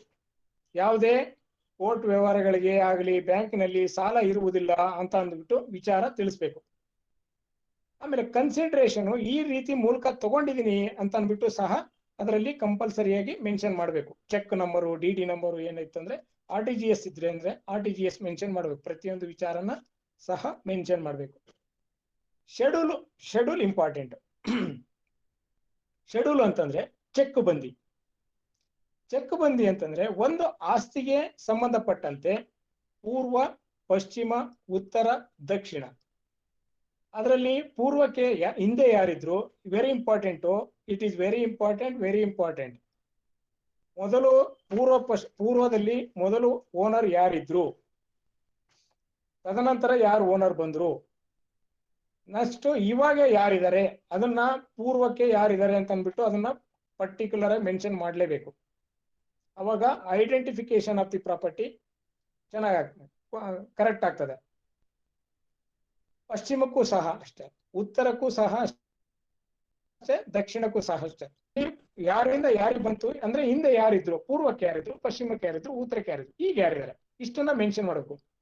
ಈ ಶೆಡ್ಯೂಲ್ ಒಳಗೆ ಏನೇನು ಮೆನ್ಷನ್ ಮಾಡಬೇಕು ಮತ್ತೇನಂತಂದ್ರೆ, ಕಂಪಲ್ಸರಿಯಾಗಿ ಯಾವ ಜಿಲ್ಲೆದು, ಯಾವ ತಾಲೂಕು, ಯಾವ ವಿಲೇಜು, ಹೋಬಳಿ, ಯಾವ ವಿಲೇಜು. ಒಂದು ವೇಳೆ ಭೂಮಿ ಆಗಿದ್ರೆ ಈ ಸರ್ವೆ ನಂಬರ್ ಅನ್ನ ಮೆನ್ಷನ್ ಮಾಡಬೇಕು. ಸರ್ವೆ ನಂಬರ್ನ ಮೆನ್ಷನ್ ಮಾಡಿದ್ಮೇಲೆ ಈಗೆಲ್ಲ ಈ ಸರ್ವೆ ನಂಬರ್ ವಿಚಾರ ಸಂಬಂಧಪಟ್ಟಂತೆ 2 ಸಲ ಸರ್ವೆ ಆಗಿದೆ ಕರ್ನಾಟಕದಲ್ಲಿ. 2 ಸಲ ಸರ್ವೆ ಆಗಿದ್ರಲ್ಲಿ ರೀಸರ್ವೆ ಅಂತ ಅಂದ್ಬಿಟ್ಟು ಇವಾಗಿದೆ. ರೀಸರ್ವೆ ನಂಬರ್ ಅಂತ ಅಂದ್ಬಿಟ್ಟು ಇವಾಗಿದೆ. ಈ ರೀಸರ್ವೆ ನಂಬರ್ ಅನ್ನ ಮೆನ್ಷನ್ ಮಾಡಬೇಕು. ಆಮೇಲೆ ಕಡ್ಡಾಯವಾಗಿ ಎಕ್ಸ್ಟೆಂಟ್ ಎಷ್ಟು ಅಂತ ಅನ್ನೋ ವಿಚಾರನ ಅದರಲ್ಲಿ ಮೆನ್ಷನ್ ಮಾಡಬೇಕು. ಅದಕ್ಕೆ ಕಂದಾಯ ಅಂತ ಇರ್ತದೆ. ಈ ಕಂದಾಯ ಎಷ್ಟಿದೆ ಅಂತ ಅಂದ್ಬಿಟ್ಟು ಅದನ್ನು ಸಹ ಮೆನ್ಷನ್ ಮಾಡಬೇಕಾಗತ್ತೆ. ಆಮೇಲೆ ನೆಕ್ಸ್ಟ್ ಆ ಒಂದು ವಿಚಾರದಲ್ಲಿ ಇದು ಜಮೀನಿಗೆ ಸಂಬಂಧಪಟ್ಟಂತೆ ಆಯ್ತು. ಒಂದು ವೇಳೆ ಸೈಟಿಗೆ ಸಂಬಂಧಪಟ್ಟಂತೆ ಆದ್ರೆ ಈಗ ಇತ್ತೀಚೆಗೆ ಏನಾಗಿದೆ ಅಂದ್ರೆ ಬೆಂಗಳೂರಲ್ಲಿ ರೆವಿನ್ಯೂ ಸೈಟ್ ಅಂತ ಬಹಳ ಮಾಡಿದ್ದಾರೆ. ರೆವಿನ್ಯೂ ಸೈಟು ಮತ್ತು ಅಪ್ರೂವ್ಡ್ ಸೈಟು, ಅದ್ರ ಬಗ್ಗೆ ಬಹಳ ಕಾನ್ಶಿಯಸ್ ಆಗಿರ್ಬೇಕಾಗತ್ತೆ. ರೆವಿನ್ಯೂ ಸೈಟ್ ಅಲ್ಲಿ ಈ ಡೆವಲಪರ್ಗಳಾಗ್ಲಿ ಯಾವರೇ ಆಗ್ಲಿ ಹೆಂಗ್ ಮಾಡ್ತಾರೆ ಅಂತಂದ್ರೆ, ನೀವು ನೋಡಿ ರೆವಿನ್ಯೂ ಸೈಟ್ಗಳು ಕೆಲವೆಲ್ಲ ಬರ್ದಿರ್ತಾರೆ. ಆ ರೆವಿನ್ಯೂ ಸೈಟ್ ಅಲ್ಲಿ ನೀವು ಚೆಕ್ ಬಂದಿ ಒಳಗೆ ಯಾಕೆ ಹೇಳ್ತಿದ್ದೀನಿ ಅಂತಂದ್ರೆ, ಆ ಚೆಕ್ ಬಂದಿ ಆಗ್ಲಿ ಆ ಮೇಲೆ ಸೇಲ್ ಡೀಡ್ನಲ್ಲೇ ಆಗ್ಲಿ ಎಲ್ಲೂ ಸಹ ಸರ್ವೆ ನಂಬರ್ ತೋರಿಸಿರಲ್ಲ. ಕೆಲವರು ಸರ್ವೆ ನಂಬರ್ ತೋರಿಸಿರಲ್ಲ. ಸರ್ವೆ ನಂಬರ್ ತೋರಿಸಿಲ್ಲ ಅಂತಂದ್ರೆ ನಿಮ್ಗೆ ಐಡೆಂಟಿಫಿಕೇಶನ್ ಗೊತ್ತಾಗೋದಿಲ್ಲ, ನಮಗೆ ಆಗ್ಲಿ ಐಡೆಂಟಿಫಿಕೇಶನ್ ಗೊತ್ತಾಗೋದಿಲ್ಲ. ಅವ್ರು ಏನ್ ಮಾಡ್ತಾರೆ ಅಂದ್ರೆ ಸೈಟ್ ನಂಬರ್ 20 ಅಥವಾ 30 ಅಥವಾ 50 ಈ ರೀತಿ ತೋರಿಸಿರ್ತಾರೆ. ಈ ಸೈಟ್ಗಳನ್ನ ರೆವಿನ್ಯೂ ಸೈಟ್ ಅಲ್ಲಿ ಹೆಂಗ್ ಮಾಡ್ತಾರೆ ಅಂತಂದ್ರೆ, ಈಗ ಚಿನ್ನಪ್ಪ ಅಂತ ಅಂದ್ಬಿಟ್ಟು ಅವನ ಹೆಸರಿಗಿದೆ ಅಂತ ತಿಳ್ಕೊಳ್ಳೋಣ ಜಮೀನು. ಆ ಚಿನ್ನಪ್ಪ ಅನ್ನೋನು ಏನ್ ಮಾಡ್ತಾನೆ, ಅವನು ರೆವಿನ್ಯೂ ಸೈಟ್ ಮಾಡ್ತಾನೆ. ರೆವಿನ್ಯೂ ಸೈಟ್ ಏನ್ ಮಾಡ್ತಾನೆ ಅಂತಂದ್ರೆ, ಒಂದು ಭಾಗ ಚೌಕ ಭಾಗ ಇದ್ದಾಗ ಪೂರ್ವದಿಂದ ಪಶ್ಚಿಮಕ್ಕೆ, ಪಶ್ಚಿಮದಿಂದ ಪೂರ್ವಕ್ಕೆ ನಂಬರ್ ಕೊಡ್ಕೊಂತ ಹೋಗ್ತಾನೆ. 1 2 ಪೂರ್ವದಿಂದ ಪಶ್ಚಿಮಕ್ಕೆ ಅಂದ್ರೆ 1 2 3 4 5 6 ಅಂತ ಕೊಟ್ಟು ಹೋಗ್ತಾನೆ. ಮತ್ತೆ ನೆಕ್ಸ್ಟ್ ಏನ್ ಮಾಡ್ತಾನೆ ಅಂತಂದ್ರೆ, ಅವನು ಮಾರಾಟ ಮಾಡ್ಬಿಡ್ತಾನೆ. ಅದರಲ್ಲಿ ಕ್ರಯ ಪತ್ರದಲ್ಲಿ ಮೆನ್ಷನ್ ಮಾಡಿರ್ತಾನೆ, ಇಂಥ ಸೈಟ್ ನಂಬರ್ನ ನಿಮಗೆ ಮಾರಾಟ ಮಾಡ್ತಾ ಇದ್ದೀನಿ ಅಂತ ಅಂದ್ಬಿಟ್ಟು. ಆ ಮಾರಾಟ ಮಾಡ್ತಕ್ಕಂಥ ವಿಚಾರ ಸೈಟ್ ಅಲ್ಲಿ ಎಲ್ಲಿ, ಬೆಂಗಳೂರಾಗ ಎಲ್ಲಿ ಅಂತ ಹುಡುಕ್ಬೇಕು, ಆ ಊರು ಅಂತ ಹೇಳಿದಾನೆ ಅಂತ ತಿಳ್ಕೊಳ್ಳೋಣ. ಈ ಚಿಕ್ಕಸಂದ್ರದೊಳಗೆ ಮಾರಾಟ ಹೇಳಿದಾನೆ ಅಂತ ತಿಳ್ಕೊಳ್ಳೋಣ.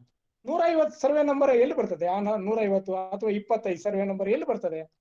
ಯಾವ ಜಮೀನಲ್ಲಿ ಬರ್ತದೆ? ಆದ್ರಿಂದ ಚೆಕ್ ಬಂದಿ schedule should be very specific.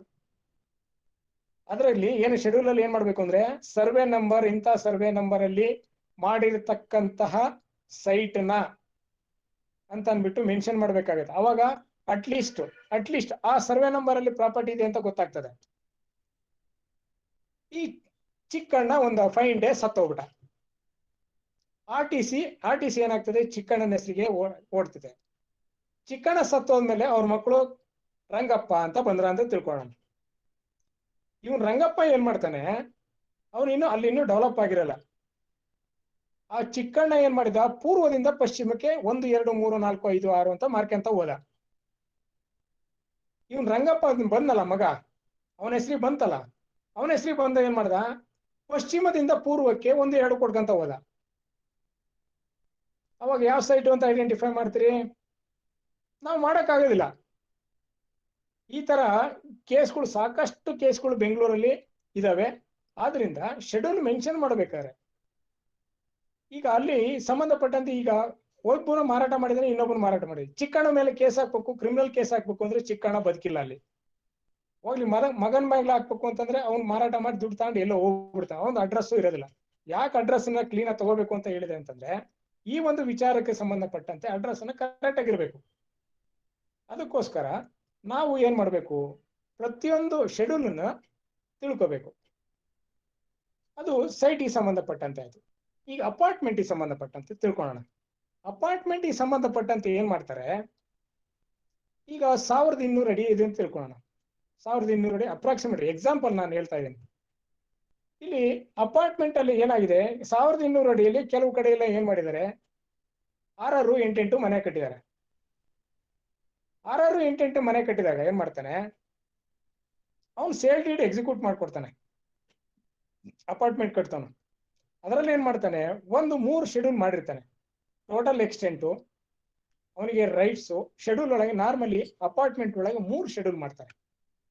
3 schedule ಏನಂತಂದ್ರೆ, total extent of the property, ಆಮೇಲೆ ಎಷ್ಟು ರೈಟ್ ಇದೆ ಪ್ರಾಪರ್ಟಿ ಒಳಗೆ, ಅಂದ್ರೆ 1200 ಅಡಿ ಇದ್ರೆ 1200 ಅಡಿ ಮಾರಾಟ ಮಾಡೋನಿಗೆ, ಪರ್ಚೇಸ್ ಮಾಡೋನಿಗೆ ಎಷ್ಟು ಅಡಿ ಬರ್ತದೆ ನೆಲದಲ್ಲಿ. ಬಿಲ್ಡಿಂಗ್ ಅಲ್ಲಿ ಬೇಡ, ಬಿಲ್ಡಿಂಗ್ ಅಲ್ಲಿ ಆಮೇಲೆ ನೋಡೋಣ. ನೆಲದಲ್ಲಿ ಅವನಿಗೆ ಒಂದು 200 ಅಡಿ ಬರ್ತದೆ ಅಂತ ಬರ್ದಿರ್ತಾರೆ. ಇನ್ನೊಂದು ಶೆಡ್ಯೂಲ್ ಅಲ್ಲಿ ಆ building description of the property C schedule ಅಂತ 3 ಶೆಡ್ಯೂಲ್ ಮಾಡ್ತಾರೆ. ಆದ್ರಿಂದ ಈ ಒಂದು ಶೆಡ್ಯೂಲ್ ಅಲ್ಲಿ ಏನ್ ಮಾಡ್ತಾನ ಅವನು, ಮಾರಾಟ ಮಾಡೋನು ಈ ಕಡೆಯಿಂದ ಒಂದು ನಂಬರ್ ಕೊಡ್ಕೊಂತ ಹೋಗ್ತಾನೆ, ಮೇಲಿಂದ ಕೆಳಗೆ ಇನ್ನೊಂದು ನಂಬರ್ ಕೊಡ್ಕೊಂತ ಹೋಗ್ತಾನೆ. ಅಲ್ಲಿ 8 ಪ್ರಾಪರ್ಟಿ ಮಾಡಿದ್ರೆ, 8 ಪ್ರಾಪರ್ಟಿ ಮಾರಿದ್ರೆ ಅಂದ್ರೆ 8 ಅಪಾರ್ಟ್ಮೆಂಟ್ ಮಾರದ ಅಂತಂದ್ರೆ ಅಲ್ಲಿಗೆ 8 16 1600 ಅಡಿ ಆಯ್ತು. ಇಲ್ಲಿ ಇರೋದು ಎಷ್ಟು, 1200 ಅಡಿ. ಆದ್ರಿಂದ ಟೋಟಲ್ ಎಕ್ಸ್ಟೆಂಟ್ ಎಷ್ಟಿದೆ, ಇವ್ರು ಎಷ್ಟು ಮಾರಾಟ ಮಾಡಿದ್ದಾರೆ ಅದನ್ನ ನಾವು ನೋಡ್ಕೋಬೇಕಾಗುತ್ತೆ. ಒಂದು ಆ ಡಿಸ್ಕ್ರಿಪ್ಷನ್ ಒಳಗೆ ಇನ್ನು ಏನ್ ತಿಳಿಸ್ಬೇಕು ಅಂದ್ರೆ, ಇದ್ರೊಳಗೆ ಅದು ಈ ಫ್ಲಾಟ್ ಅಲ್ಲಿ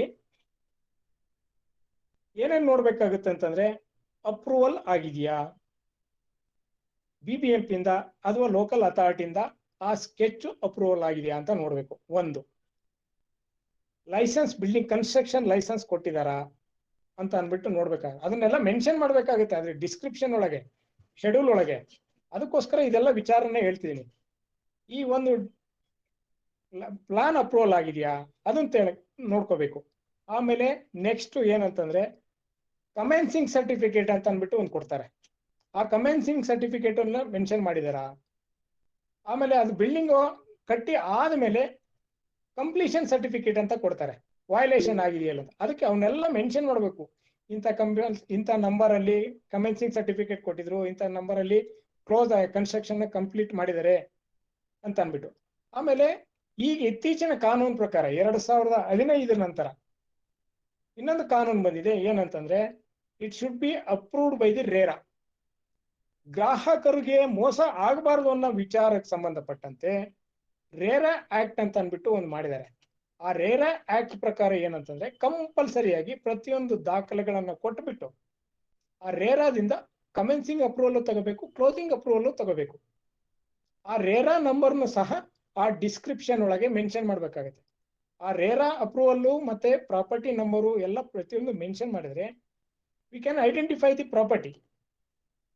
ಅದಕ್ಕೋಸ್ಕರ ಈ ಶೆಡ್ಯೂಲ್ ಒಳಗೆ ಪ್ರತಿಯೊಂದು ವಿಚಾರನ ಆ ತರ ತಿಳ್ಕೊಬೇಕಾಗುತ್ತೆ. ಇನ್ನೊಂದು ಅಪಾರ್ಟ್ಮೆಂಟ್ ಅಲ್ಲಿ ಏನ್ ಮಾಡ್ತಾರೆ ಅಂತಂದ್ರೆ, ಈಗ ಒಬ್ಬ ಡೆವಲಪರ್ ಇರ್ತಾನೆ, ಡೆವಲಪರಿಗೂ ಮತ್ತು ಇವರಿಗೆ ಲ್ಯಾಂಡ್ ಓನರ್ಗೆ ಅಗ್ರಿಮೆಂಟ್ ಆಗಿರ್ತದೆ, ಜಾಯಿಂಟ್ ಓನರ್ಶಿಪ್. ಆ ಜಾಯಿಂಟ್ ಓನರ್ಶಿಪ್ ಅಲ್ಲಿ ಏನ್ ಮಾಡ್ತಾರೆ, ಈ ಜಾಯಿಂಟ್ ಓನರ್ಶಿಪ್ ಅಲ್ಲಿ ಡೆವಲಪರ್ ಏನ್ ಮಾಡ್ತಾನೆ, ಫಸ್ಟ್ ಸ್ಟಾರ್ಟಿಂಗ್ ಒಂದು ಫರ್ಮ್ ಮಾಡ್ಕೊಂಡಿರ್ತಾರೆ. ಆ ಫರ್ಮು ಏನಾಗಿರ್ತದೆ, ಒಬ್ಬರೇ 4 ಜನಕ್ಕೆ ರಿಜಿಸ್ಟರ್ ಆಗಿರ್ತದೆ ಅಂತ ತಿಳ್ಕೊಳ್ಳೋಣ. ಈ ಫರ್ಮ್ ಅನ್ನ ಕನ್ಸ್ಟ್ರಕ್ಷನ್ ಮಾಡ್ಬೇಕಾದ್ರೆ ಡೆವಲಪ್ಮೆಂಟ್ ಮತ್ತೆ ಜನರಲ್ ಪವರ್ ಆಫ್ ಅಟಾರ್ನಿ ಅದನ್ನೆಲ್ಲ ಮಾಡ್ಕೋಬೇಕಾದ್ರೆ ಏನ್ ಮಾಡ್ತಾರೆ, 4 ಜನಕ್ಕೆ ಕೊಟ್ಟಿರ್ತಾರೆ. ಈ 4 ಜನ ಏನ್ ಮಾಡ್ತಾರೆ, ಅದರಲ್ಲಿ ಒಬ್ಬ ಬುದ್ಧಿವಂತ ಇರ್ತಾನೆ, ಅಂದ್ರೆ ಮೋಸ ಮಾಡೋದ್ರಲ್ಲಿ. ಅವನು ಏನ್ ಮಾಡ್ತಾನೆ, ಒಬ್ಬನ ತೆಗೆದಾಕ್ಬಿಡ್ತಾನೆ, ತೆಗೆದಾಕ್ಬಿಟ್ಟು ಇನ್ನೊಬ್ಬನ ಸೇರ್ಸ್ಕೊಂತಾನೆ. ಅದು ಪರ್ಚೇಸರಿಗೆ ಗೊತ್ತಿರೋದಿಲ್ಲ. ಆದ್ರಿಂದ ಪ್ರತಿಯೊಂದು ಡಾಕ್ಯುಮೆಂಟ್ ಅನ್ನ ನಾವು ನೋಡ್ಬೇಕಾಗತ್ತೆ, ಡಿಸ್ಕ್ರಿಪ್ಷನ್ ಮೆನ್ಷನ್ ಮಾಡ್ಬೇಕಾಗತ್ತೆ. ಇದು ಒಂದು ಇಷ್ಟು ವಿಚಾರಗಳನ್ನ ನಾವು ಗಮನದಲ್ಲಿ ಇಟ್ಕೋಬೇಕು. ಆಮೇಲೆ ಈ ಜಮೀನಿಗೆ ಸಂಬಂಧಪಟ್ಟಂತೆ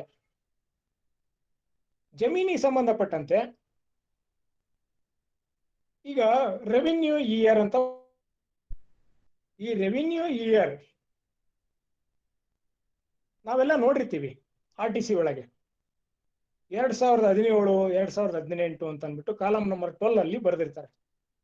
ಅಂದ್ರೆ ಆ ವರ್ಷದ್ದು ಅಂತ 2000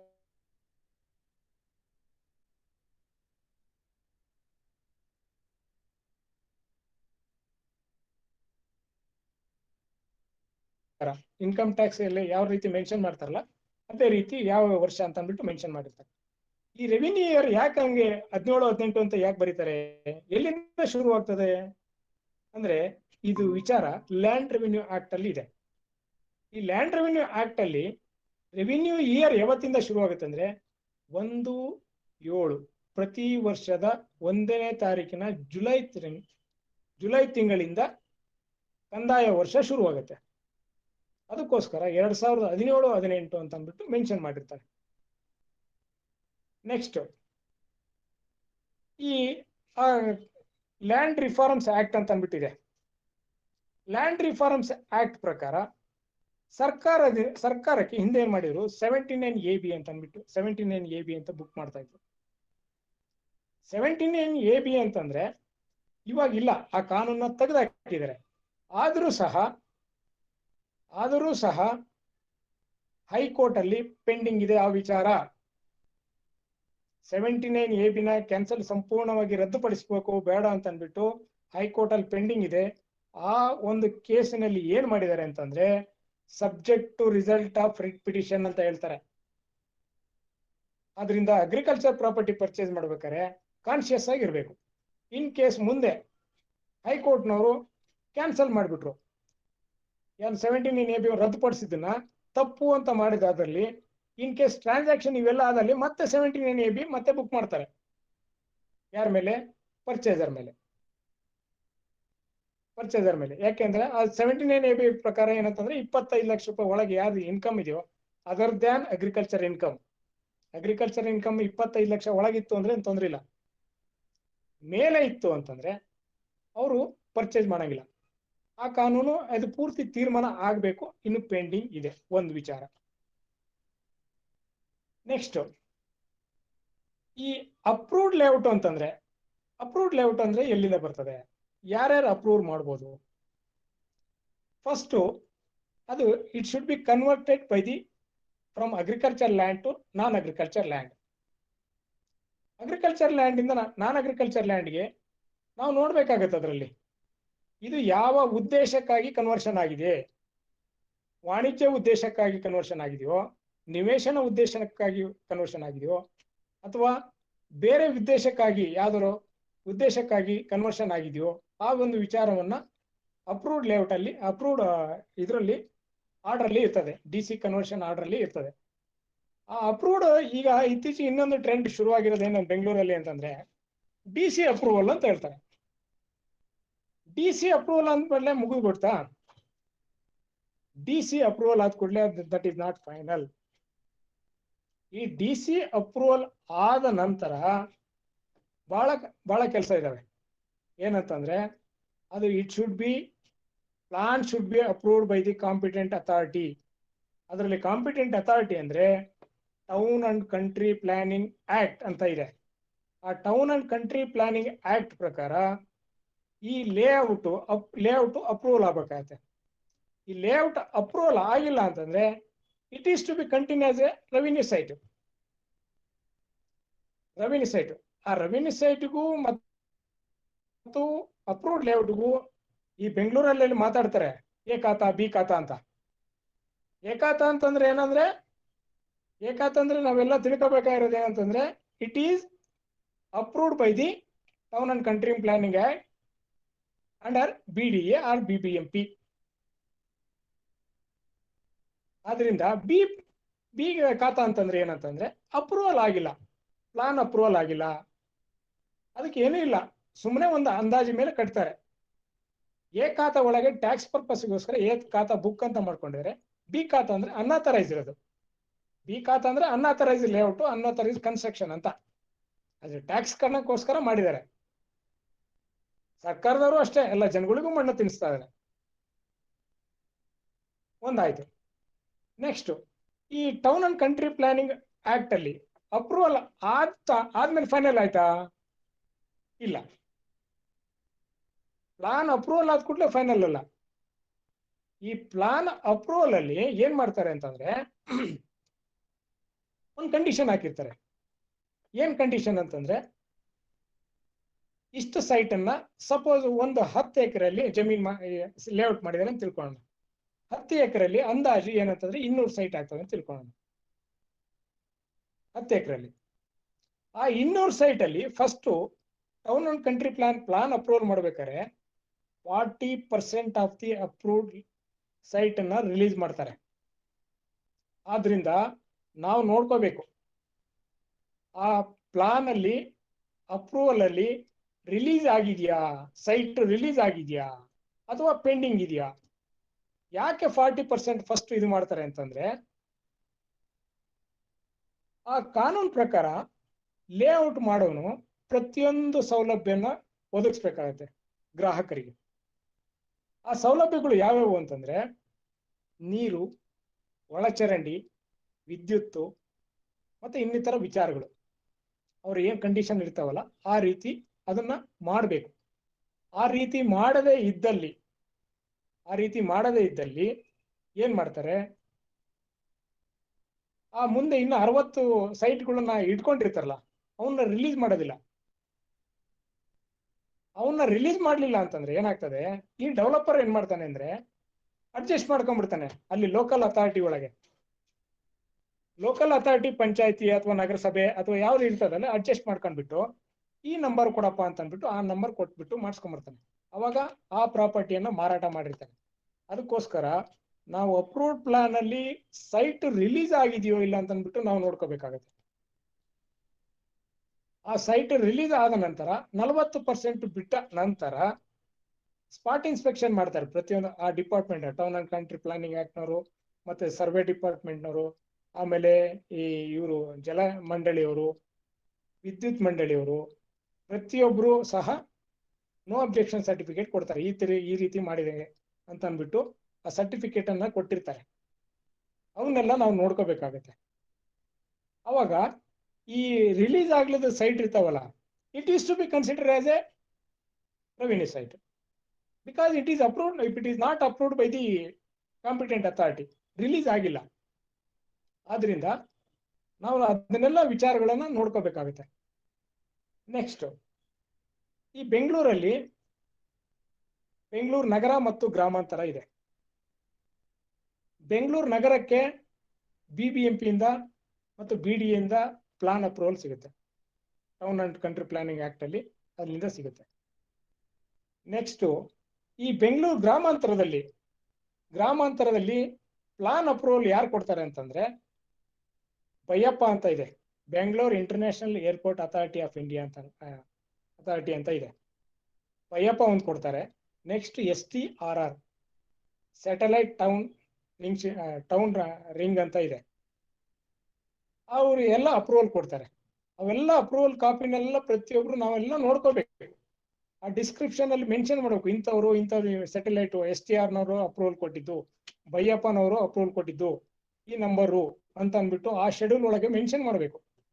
ಮೆನ್ಷನ್ ಮಾಡಿದೆ ಅಂತಂದ್ರೆ ಅವಾಗ ವಿ ಕ್ಯಾನ್ ಸೇಫ್ ಅಂತ, ಅದೊಂದು ವಿಚಾರ ಆಯ್ತು. ನೆಕ್ಸ್ಟ್, ಈ ರೆವಿನ್ಯೂ ಸೈಟ್ನ ಅದನ್ನು ತಗೊಂಡು ಅವನು ಬೆಂಗಳೂರಲ್ಲಿ ಒಂದು ಹೆಚ್ಚು ಕಮ್ಮಿ ಒಂದು 40-50% ಬೆಂಗಳೂರಿನಲ್ಲಿ ರೆವಿನ್ಯೂ ಸೈಟ್ ಇದಾವೆ. ಸರ್ಕಾರದವರು ಕ್ರಮ ತಗೊಳಲ್ಲ, ಎಂಥದ್ದು ಇಲ್ಲ. ಅದು ಬಿ ಖಾತಾ ಅಂತ ಮಾಡಿರ್ತಾರೆ. ಅವ್ರಿಗೆ ಏನು ಟ್ಯಾಕ್ಸ್ ಬರ್ತಿರ್ತದೆ ಒಂದಿಷ್ಟು, ಅಷ್ಟು ಬಂದ್ರೆ ಸಾಕು ಅಂತ. ಈ ರೆವಿನ್ಯೂ ಸೈಟ್ ಅಲ್ಲಿ ನಾನು ಆಗ್ಲೇ ಹೇಳಿದೆ, ಅಪ್ಪ ಒಂದ್ ಕಡೆ ಮಾರ್ಕೊಂಡು ಹೋಗ್ತಾನೆ, ಮಗ ಅದೇ ಪ್ರಾಪರ್ಟಿನ ಮಗ ಇನ್ನೊಂದ್ ಕಡೆಯಿಂದ ಮಾರ್ಕೊಂಡು ಬರ್ತಾನೆ ಅಂತ. ಇನ್ನೂ ಒಂದಾಗ್ತದೆ, ಈ ರೆವಿನ್ಯೂ ಸೈಟ್ ಅಲ್ಲಿ ಬಿಲ್ಡರ್ಗಳು ಮತ್ತೆ ಭೂಗಳವರು ಏನ್ ಮಾಡ್ತಾರೆ ಅಂತಂದ್ರೆ, ಈ ಒಂದು ಪಂಚಾಯತಿ ಇದೆ ಅಂತ ತಿಳ್ಕೊಳ್ಳೋಣ, ಯಾವುದು ಕೊಡಗೇಹಳ್ಳಿ ಪಂಚಾಯತಿ ಅಂತಾನೆ ತಿಳ್ಕೊಳ್ಳೋಣ. ಈ ಕೊಡಗೇಹಳ್ಳಿ ಪಂಚಾಯತಿ, ನಾನು ಸುಮ್ಮನೆ ಎಕ್ಸಾಂಪಲ್ ಕೊಡ್ತೀನಿ, ಮತ್ತೆ ಪಂಚಾಯತ್ ಅವ್ರು ಬೇರೆ ತಿಳ್ಕೊಳ್ಳೋದು ಬೇಡ. ಅಲ್ಲಿ ಬಿಲ್ಡಿಂಗ್ನವರು ಏನ್ ಮಾಡ್ತಾನೆ, ಇವನು ಬಿಲ್ಡರು ಅವನ ಕಡೆಯಿಂದ ಏನ್ ಮಾಡ್ತಾನೆ, ಒಂದು ನೋ ಅಬ್ಜೆಕ್ಷನ್ ಅಥವಾ ಕೈಯಿಂದ ಒಂದು ಈ ಖಾತಾ ಸರ್ಟಿಫಿಕೇಟ್ ಅಂತ ಈ ಯೆಲ್ಲೋ ಪೇಪರ್ ಅಲ್ಲಿ ಈ ಟೈಪ್ ಯೆಲ್ಲೋ ಪೇಪರ್ನ ತಂದ್ಬಿಡ್ತಾನೆ. ಅವ್ರನ್ನ ಜನ ಏನ್ ತಿಳ್ಕೊಂತಾರೆ, ಅದು ಆಕ್ಚುಲಿ ತಂದಿರೋದು ಸೀಲು ಫೋರ್ಜು, ಸೈನು ಫೋರ್ಜು, ಬರ್ದಿರೋದು ಎಲ್ಲದೂ ಫೋರ್ಜೆ. ನೀವು ಅಲ್ಲಿ RTI ನಲ್ಲಿ ಕೇಳಿದ್ರೆ ಆ ಡಾಕ್ಯುಮೆಂಟು ಆ ಖಾತಾ ಎಕ್ಸ್ಟ್ರಾಕ್ಟ್ ಇರೋದೇ ಇಲ್ಲ, ಅಲ್ಲಿ ಕೊಡೋದು ಇಲ್ಲ. ಸಬ್ ರಿಜಿಸ್ಟರ್ ಆಫೀಸಲ್ಲಿ ತಗೊಂಡೋಗಿ ಅವತ್ತಿನ ರಿಜಿಸ್ಟರ್ ಮಾಡಿಸ್ಕೊಂಡು ತಂದ್ಬಿಡ್ತಾರೆ. ಇನ್ನೂ ಒಂದು ಮಾಡ್ತಾರೆ ರೆವಿನ್ಯೂ ಸೈಟ್ ಅಲ್ಲಿ, ಏನಂತಂದ್ರೆ ಈ ಹಿಂದಿನ ಪತ್ರ ಯಾವ್ದಾರ ಒಂದು ತೋರಿಸ್ಬಿಟ್ಟು ಆ ಪತ್ರದ ಪ್ರಕಾರ ರಿಜಿಸ್ಟರ್ ಮಾಡ್ಕೊಡ್ತಾರೆ. ನೀವು ನೋಡಿ, ಬೆಂಗಳೂರಲ್ಲಿ ನಾನು ಪ್ರಾಕ್ಟಿಕಲ್ ಆಗಿ ಹೇಳ್ತೀನಿ, ನಾನೇನು ಕದ್ದು ಮುಚ್ಚಿ ಏನು ಹೇಳ್ತಿಲ್ಲ, ಪ್ರಾಕ್ಟಿಕಲ್ ಹೇಳ್ತೀನಿ. ಬೆಂಗಳೂರಲ್ಲಿ ರೆವಿನ್ಯೂ ಸೈಟ್ಗೆ ಸಬ್ ರಿಜಿಸ್ಟರ್ ಆಫೀಸಿಗೆ ರಿಜಿಸ್ಟರ್ ಮಾಡಿಸ್ಬೇಕು ಅಂದ್ರೆ ಕಂಪಲ್ಸರಿ ನೀವು 40-50 ಲಕ್ಷ, 40-50 ಸಾವಿರ ಅಥವಾ 30-40 ಸಾವಿರ ಲಂಚ ಕೊಟ್ರೇನೆ ರೆವಿನ್ಯೂ ಸೈಟ್ ರಿಜಿಸ್ಟರ್ ಮಾಡ್ತಾರೆ. ಇಲ್ಲ ಅಂದ್ರೆ ಪೂರ್ತಿ ಎಲ್ಲ ಅದಿಲ್ಲ ಇದಿಲ್ಲ ಕದಿಲ್ಲ ಅಂತ ಪೂರ್ತಿ ಕತೆ ಹೇಳ್ಕೊಂತ ಹೋಗ್ತಾರೆ. ಆಮೇಲೆ ಇನ್ನೊಬ್ಬನ ಅದೇ ಪ್ರಾಪರ್ಟಿ ಬೇರೆ ಮಾರಾಟ ಮಾಡಿರ್ತಾರೆ. ಅದಕ್ಕೋಸ್ಕರ ನಾವು ತೆಗೆದುಕೊಳ್ಳೋರು ಬಹಳ ಹುಷಾರಾಗಿರ್ಬೇಕು ರೆವಿನ್ಯೂ ಸೈಟ್ ಅನ್ನು. ಆಮೇಲೆ ಈ ರೆವಿನ್ಯೂ ಸೈಟ್ ಅಲ್ಲಿ ಮತ್ತೆ ಈ ರೆಗ್ಯುಲರ್ ಸೈಟ್ ಅಲ್ಲೇ ಆಗ್ಲಿ, ಇನ್ನೊಂದು ಏನಾಗ್ತದೆ ಅಂತ ನೋಡೋಣ. ಜನ ಬೆಂಗಳೂರಲ್ಲಿ ಯಾವ ರೀತಿ ವಿಚಿತ್ರ ಇರ್ತಾರೆ ಅಂದ್ರೆ, EC ತಂದ್ಕೊಟ್ಬಿಡ್ತಾರೆ. ಯಾರು ಸೇಲ್ ಮಾಡೋನು EC ತಂದ್ಕೊಟ್ಬಿಡ್ತಾನೆ. ಅವತ್ತಿನ ಟ್ರಾನ್ಸಾಕ್ಷನ್ ಸಂಬಂಧಪಟ್ಟಂತೆ ಇವತ್ತು ಸಪೋಸ್ ಇವತ್ತೆಷ್ಟು 25ನೇ ತಾರೀಕು ಅಂತ ತಿಳ್ಕೊಳ್ಳೋಣ. 25/9/2021 ಯಾವುದೇ ವ್ಯವಹಾರ ಆಗಿಲ್ಲ, ಯಾವುದೇ ಟ್ರಾನ್ಸಾಕ್ಷನ್ ಇಲ್ಲ, ರಾಜಪ್ಪ ಅನ್ನವನ ಹೆಸರಿಗಿದೆ ಇದೆ ಅಂತ ತಿಳ್ಕೊಳ್ಳೋಣ. ಅವ್ನು ಸೇಲ್ ಮಾಡೋನು. ಅವ್ನು ರಾಜಪ್ಪ ಏನ್ ಮಾಡ್ತಾನೆ, 25ನೇ ತಾರೀಕಿಗೆ ಇನ್ನೊಬ್ಬರಿಗೆ ಮಾರಾಟ ಮಾಡಿರ್ತಾನೆ. ನಾಗರಾಜ್ ಅನ್ನೋನಿಗೆ ಮಾರಾಟ ಮಾಡ್ತಾನೆ ಬೆಳಿಗ್ಗೆ. ಇನ್ನೊಂದು ಸಬ್ ರಿಜಿಸ್ಟರ್ ಬೆಂಗಳೂರಲ್ಲಿ ಸಬ್ ರಿಜಿಸ್ಟರ್ ಆಫೀಸ್ ಅಲ್ಲಿ ಎಲ್ಲಿ ಬೇಕಾದ್ರೆ ರಿಜಿಸ್ಟರ್ ಮಾಡಿಸ್ಬೋದು. ಸ್ವಲ್ಪ ಏನೋ ಮಾಡ್ಕೊಂಡಿದ್ರು, ಅದು ಆ ತರ ಏನೋ ರೂಲ್ಸ್ ಮಾಡಿದ್ರು. ಏನ್ ಮಾಡ್ತಾನೆ, ಅದೇ ದಿವಸ ಮಧ್ಯಾಹ್ನ ಹೋಗ್ಬಿಟ್ಟು ಇನ್ನೊಬ್ಬನಿ ನಿಂಗಪ್ಪ ಅನ್ನೋನಿಗೆ ಮಾರಾಟ ಮಾಡ್ತಾನೆ. ಅಂದ್ರೆ ಈ ಒಂದು ಸೈಟ್ ಅನ್ನ ಬೆಳಿಗ್ಗೆ ಒಬ್ಬನಿಗೆ ಮಾರಾಟ ಮಾಡಿದಾನೆ, ಮಧ್ಯಾಹ್ನ ಇನ್ನೊಬ್ಬರಿಗೆ ಮಾರಾಟ ಮಾಡಿದ್ದಾನೆ.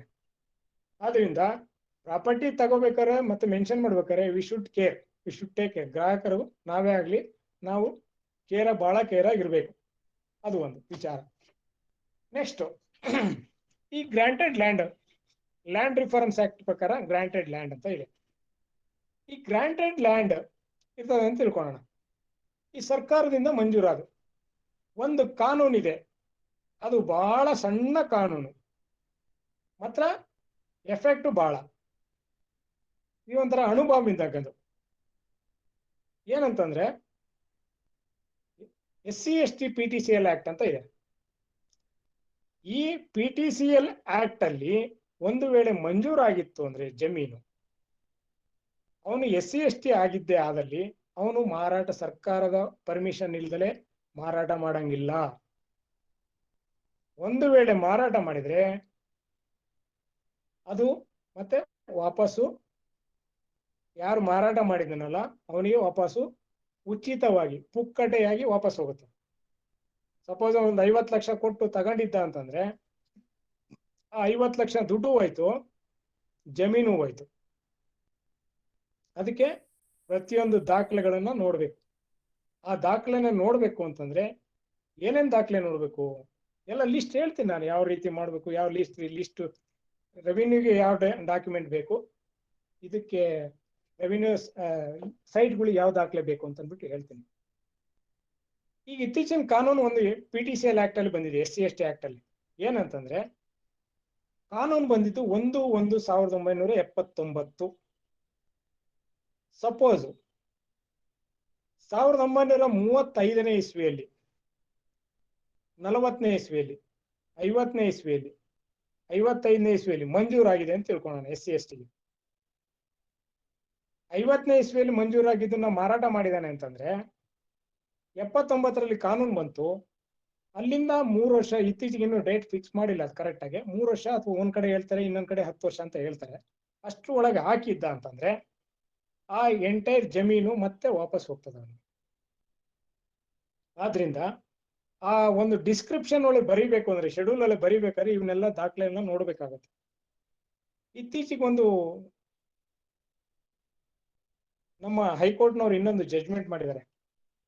ಒಂದು ವೇಳೆ ಸರ್ಕಾರದಿಂದ ಮಂಜೂರಾಗಿತ್ತು ಅಂತ ತಿಳ್ಕೊಳ್ಳೋಣ, ಜಮೀನು ಸರ್ಕಾರದಿಂದ ಮಂಜೂರಾಗಿದ್ದ ಜಮೀನಲ್ಲಿ ಆ SC/ST ಜಮೀನು, SC/ST ಸರ್ಕಾರದಿಂದ ಅಪ್ರೂವಲ್ ತಗೊಂಡು from agriculture land to non agriculture land, ಅಂದ್ರೆ ವ್ಯವಸಾಯದಿಂದ ವಸತಿ ಉದ್ದೇಶಕ್ಕಾಗಿ ಸರ್ಕಾರದಿಂದ ಕನ್ವರ್ಷನ್ ಆಗಿತ್ತು ಅಂತಂದ್ರೆ, ಅವಾಗ ಸೈಟ್ ಮಾಡಿತ್ತು ಅಂತಂದ್ರೆ ಅವಾಗ PTCL ಆಕ್ಟ್ ಅಪ್ಲಿಕೇಬಲ್ ಆಗಲ್ಲ ಅಂತ ಇದೆ. ಅದ್ ಕೂಡ್ಲೆ ಆ ತರ ಇದೆ ಅಂತ ಅನ್ಕೂಡ್ಲೆ ನಾವು ಖುಷಿ ಪಡೋದ್ ಬೇಕಾಗಿಲ್ಲ. ಇನ್ನೂ ಒಂದು ಹೇಳ್ತಾರೆ ಅದರಲ್ಲೇ, ಒಂದು ವೇಳೆ ಸೈಟ್ ಮಂಜೂರಾಗಿತ್ತು ಅಂತ ತಿಳ್ಕೊಳ್ಳೋಣ. ಆ ಸೈಟ್ ಮಂಜೂರಾಗಿದ್ದಲ್ಲಿ, ಸರ್ಕಾರದಿಂದ ಸೈಟ್ ಮಂಜೂರಾಗಿದ್ದಲ್ಲಿ, SC/STಗೆ ಮನೆ ಅಥವಾ ಸೈಟು ಮಂಜೂರಾಗಿದ್ದಲ್ಲಿ ಆ SC/ST ಸಹ ಮಾರಾಟ ಮಾಡಂಗಿಲ್ಲ. ಇತ್ತೀಚಿನ ಹೈಕೋರ್ಟ್ ಆ ಜಡ್ಜ್ಮೆಂಟ್ ಪ್ರಕಾರ PTCL act is also applicable to the granted site and house. Therefore we should take care. ಅದು ಗ್ರಾಂಟೆಡ್ ಲ್ಯಾಂಡ್ ಆಯ್ತು. ಗ್ರಾಂಟೆಡ್ ಲ್ಯಾಂಡ್ ಅಲ್ಲಿ ನಾನಾ ನಮೂನಿ ಇದಾವೆ. ಇನಾಮ್ ಅಬಿಲಿಷನ್ ಆಕ್ಟ್ ಪ್ರಕಾರ ಗ್ರಾಂಟೆಡ್ ಲ್ಯಾಂಡ್ ಇದೆ, ರೈತವಾರಿ ಗ್ರಾಂಟೆಡ್ ಲ್ಯಾಂಡ್ ಇದೆ, ಆಮೇಲೆ 7 ಅಂತ ಫಾರಂ 7 ಅಂತ ಬಂದಿತ್ತು, ಟೆನೆನ್ಸಿ ಅಂತ ಅಂದ್ಬಿಟ್ಟು, ಅದರಲ್ಲಿ ಗ್ರಾಂಟೆಡ್ ಲ್ಯಾಂಡ್ ಅಂತ ಇದೆ. ಆಮೇಲೆ ದರ್ಖಾಸ್ತ್ ಗ್ರಾಂಟೆಡ್ ಲ್ಯಾಂಡ್ ಅಂತ ಇದೆ. ಆಮೇಲೆ ಈ ತಳವಾರ್ ಜಮೀನ್ಗೆ ಗ್ರಾಂಟೆಡ್ ಲ್ಯಾಂಡ್ ಅಂತ ಇದೆ. ಇನ್ನು ಬೇರೆ ನೀರ್ಗಂಟಿ ಗ್ರಾಂಟೆಡ್ ಲ್ಯಾಂಡು, ಸಪ್ಪಿನ ತೋಟ, ಈ ತರ ಎಲ್ಲ ಇದಾವೆ. ಅದಕ್ಕೆ ಗ್ರಾಂಟೆಡ್ ಲ್ಯಾಂಡ್ ಅಂತಂದ್ರೆ granted land origin of the ಪ್ರಾಪರ್ಟಿನ ನಾವು ನೋಡ್ಕೊಂಡ್ಬಿಟ್ಟು ಡಿಸ್ಕ್ರಿಪ್ಷನ್ ಅದ ಮೆನ್ಷನ್ ಮಾಡ್ಬೇಕಾಗತ್ತೆ. ನೆಕ್ಸ್ಟ್,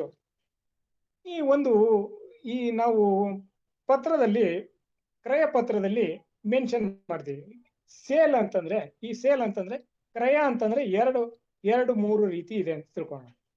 ಯಾವುದು ಅಂತಂದ್ರೆ, ಒಂದು ಸೇಲ್ ಅಂತಂದ್ರೆ ಫ್ರಮ್ ಪಾರ್ಟಿ ಟು ಪಾರ್ಟಿ, ಅಂದ್ರೆ ನನ್ನಿಂದ ಇನ್ನೊಬ್ಬರಿಗೆ ಮಾರಾಟ ಮಾಡಿದ್ದು ಅದಕ್ಕೆ ಕ್ರಯ ಅಂತ, ಅದು ಒಂದು ಸೇಲ್ ಅಂತ ತಿಳ್ಕೊಳ್ಳೋಣ. ಕೋರ್ಟ್ ಸೇಲ್ ಸಹ ಇರ್ತವೆ. ಸಪೋಸ್ ಯಾರ ಡಿಫಾಲ್ಟ್ ಇರ್ತಾರೆ, ಡಿಫಾಲ್ಟ್ ಇದ್ದಾಗ ಅವಾಗ ಕೋರ್ಟ್ ಆಕ್ಷನ್ ಸೇಲ್ ಮಾಡ್ತದೆ. ಆಕ್ಷನ್ ಸೇಲ್ ಮಾಡಿದಾಗ ಅವ್ರಿಗೆ ಓನರ್ಶಿಪ್ ಬಂದಿರುತ್ತೆ. ಅದನ್ನು ಸಹ ನೋಡ್ಬಿಟ್ಟು ಹಿಂಗೆ ಡಿಸ್ಕ್ರಿಪ್ಷನ್ ಅದನ್ನೆಲ್ಲ ಪ್ರತಿಯೊಂದು ಮೆನ್ಷನ್ ಮಾಡ್ಬೇಕಾಗುತ್ತೆ ನಾವು ಸೇಲ್ ಡೀಡ್ ಅಲ್ಲಿ. ಆ ಪ್ರತಿಯೊಂದು ಡಾಕ್ಯುಮೆಂಟ್ ನೋಡಿ ಮೆನ್ಷನ್ ಮಾಡಿದಾಗ ಅವಾಗ ವಿ ಕ್ಯಾನ್ ಐಡೆಂಟಿಫೈ. ಆಮೇಲೆ ಪಬ್ಲಿಕ್ ಸೇಲ್ ಅಂತ ಅಂದ್ಬಿಟ್ಟು ಇನ್ನೊಂದು ಇದೆ. ಈ ಸರ್ಫೇಸಿ ಆಕ್ಟ್ ಅಲ್ಲಿ ಏನ್ ಮಾಡಿದ್ದಾರೆ, ಬ್ಯಾಂಕುಗಳಿಗೆ ಡೈರೆಕ್ಟ್ ಆಗಿ ಪವರ್ ಕೊಟ್ಬಿಟ್ಟಿದ್ದಾರೆ. ಬ್ಯಾಂಕುಗಳಿಗೆ ಅವ್ರು ಏನ್ ಮಾಡ್ಬೋದು, ಡೈರೆಕ್ಟ್ ಆಗಿ ಸೇಲ್ ಮಾಡ್ಬೋದು. ಯಾಕೆಂದ್ರೆ ರಿಕವರಿಗೆ ಅದನ್ನು ಸರ್ಫೇಸಿ ಆಕ್ಟ್ ಅಲ್ಲಿ ಆಗಿದೆಯಾ ಪ್ರತಿಯೊಂದು ಡಿಸ್ಕ್ರಿಪ್ಷನ್ ಅಲ್ಲಿ ಮೆನ್ಷನ್ ಮಾಡ್ಬೇಕಾಯ್ತು. ಇನ್ನೊಂದು ಪೆಕ್ಯುಲರ್ ಥಿಂಗ್ ಅಂತಂದ್ರೆ ಬ್ಯಾಂಕ್ನವರು ಸಹ ಫ್ರಾಡ್ ಮಾಡ್ತಾರೆ ಅನ್ನೋದಕ್ಕೆ ನನ್ನ ಹತ್ರ ಒಂದು ಎಕ್ಸಾಂಪಲ್ ಇದೆ. ಏನಂತಂದ್ರೆ ಅವನು ಇದು ಎಲ್ಲಿದಲ್ಲ ಕೊಡಿಗೆಹಳ್ಳಿ ಪ್ರಾಪರ್ಟಿನೇ ಏನ್ ಮಾಡಿದಾನೆ, ಅವನು ಯಾರೋ ಒಬ್ಬನು ಪ್ರಾಪರ್ಟಿ ಪರ್ಚೇಸ್ ಮಾಡ್ಬಿಟ್ಟಿದ್ದಾನೆ. ಪರ್ಚೇಸ್ ಮಾಡಿದವನು ಏನ್ ಮಾಡ್ದ, ಬ್ಯಾಂಕ್ ಅಲ್ಲಿ ಸಾಲ ತಗೊಂಡ. ಬ್ಯಾಂಕಲ್ಲಿ ಸಾಲ ತಗೊಂಡ್ರೆ ಬ್ಯಾಂಕ್ನವರು ಸಾಲ ಕೊಟ್ಬಿಟ್ರು. ಸಾಲ ಕೊಟ್ಟ ಆದ್ಮೇಲೆ ಏನಾಯ್ತು, ಆ ಒಬ್ಬ ವ್ಯಕ್ತಿ ಏನು ಸಾಲ ತಗೊಂಡಿದ್ನಲ್ಲ ಅವನು ದುಡ್ಡು ಕಟ್ಟಲಿಲ್ಲ. ಅವನು ದುಡ್ಡು ಕಟ್ಟಲಿಲ್ಲ ಅಂತ ಅಂದ್ಮೇಲೆ ಏನ್ ಮಾಡಿದ್ರು, ಅವರು ಸರ್ಫೇಸಿ ಆಕ್ಟ್ ಅಲ್ಲಿ ಮಾರಾಟ ಮಾಡಿದ್ರು. ಸರ್ಫೇಸಿ ಆಕ್ಟ್ ಅಲ್ಲಿ ಬ್ಯಾಂಕ್ನವರೇ ಮಾರಾಟ ಮಾಡಿದ್ರು. ಅವಾಗ ಏನ್ ಮಾಡಿದ್ರು, ಒಬ್ಬ ಪಾರ್ಟಿ ತಗೊಂಡ. ಅವನು ಮತ್ತೆ ಏನು ಸಣ್ಣ ಪುಟ್ಟನಲ್ಲ, ಚಾರ್ಟೆಡ್ ಅಕೌಂಟೆಂಟ್ ಬುದ್ಧಿ ಅಂತ. ಅವನು ತಗೊಂಡನು, ಅಲ್ಲಿ ಪ್ರಾಪರ್ಟಿ ಜಾಗದ ಹತ್ರ ಹೋಗಿ ನೋಡಿದ್ರೆ ಪ್ರಾಪರ್ಟಿನೇ ಇಲ್ಲ ಅಲ್ಲಿ. ಅಂದ್ರೆ ಆ ಪ್ರಾಪರ್ಟಿ ಸಂಬಂಧಪಟ್ಟಂತೆ ಆ ವ್ಯಕ್ತಿ ಡಾಕ್ಯುಮೆಂಟ್ ಸೃಷ್ಟಿ ಮಾಡಿಬಿಟ್ಟು ಬ್ಯಾಂಕಲ್ಲಿ ಲೋನ್ ತಗೊಂಡ್ಬಿಟ್ಟು ಆ ಬ್ಯಾಂಕ್ ಇಂದ ಪ್ರಾಪರ್ಟಿ ಅರೇಂಜ್ ಮಾಡಿಸಿದ್ದಾರೆ. ಪ್ರಾಪರ್ಟಿನೇ ಎಕ್ಸಿಸ್ಟೆನ್ಸ್ ಇಲ್ಲ. ಇವ್ರು ಬ್ಯಾಂಕ್ನವ್ರು ಏನ್ ಮಾಡಿದ್ರು, 545 ಅಂತ ನಂಬರ್ ಐತೆ ಅಂತ ತಿಳ್ಕೊಳ್ಳೋಣ. ಯಾವ್ದ್ರಲ್ಲಿ, ಬ್ಯಾಂಕ್ ಲೋನ್ ಅಲ್ಲಿ ಪ್ರಾಪರ್ಟಿ ನಂಬರ್ 545 ಅಂತ ಇದ್ದದನ್ನ ಇವ್ರೇನ್ ಮಾಡ್ಬಿಟ್ರು, ಪ್ರಾಪರ್ಟಿ 546 ಅಂತ ಅಂದ್ಬಿಟ್ಟು ಆಕ್ಷನ್ ಸೇಲ್ ಅಲ್ಲಿ ಲೆಟರ್ ಬರ್ಕೊಟ್ಬಿಟ್ರು. ಒಂದು ಬ್ಯಾಂಕ್ನವರೇ ಸಹ ಫ್ರಾಡ್ ಮಾಡಿರೋದೇನು, ಎಕ್ಸಿಸ್ಟೆನ್ಸ್ ಇರ್ಲಿಲ್ಲ ಅಂತ ಪ್ರಾಪರ್ಟಿನ ಅರೇಂಜ್ ಮಾಡಿದ್ರು. ಇನ್ನೊಂದು ಅವರೊಂದು ಲೆಟರ್ ಕೊಡ್ತಾರೆ, ಕವರಿಂಗ್ ಲೆಟರ್.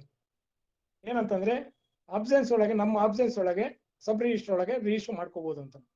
ಆ ನಂಬರ್ ಅಲ್ಲಿ ಸಹ ರಾಂಗ್ ನಂಬರ್ ಮೆನ್ಷನ್ ಮಾಡ್ಕೊಟ್ರು.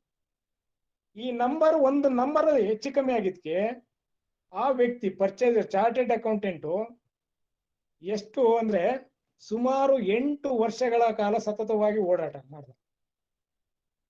ಈ ಕಡೆ ಪ್ರಾಪರ್ಟಿ ಇಲ್ಲ,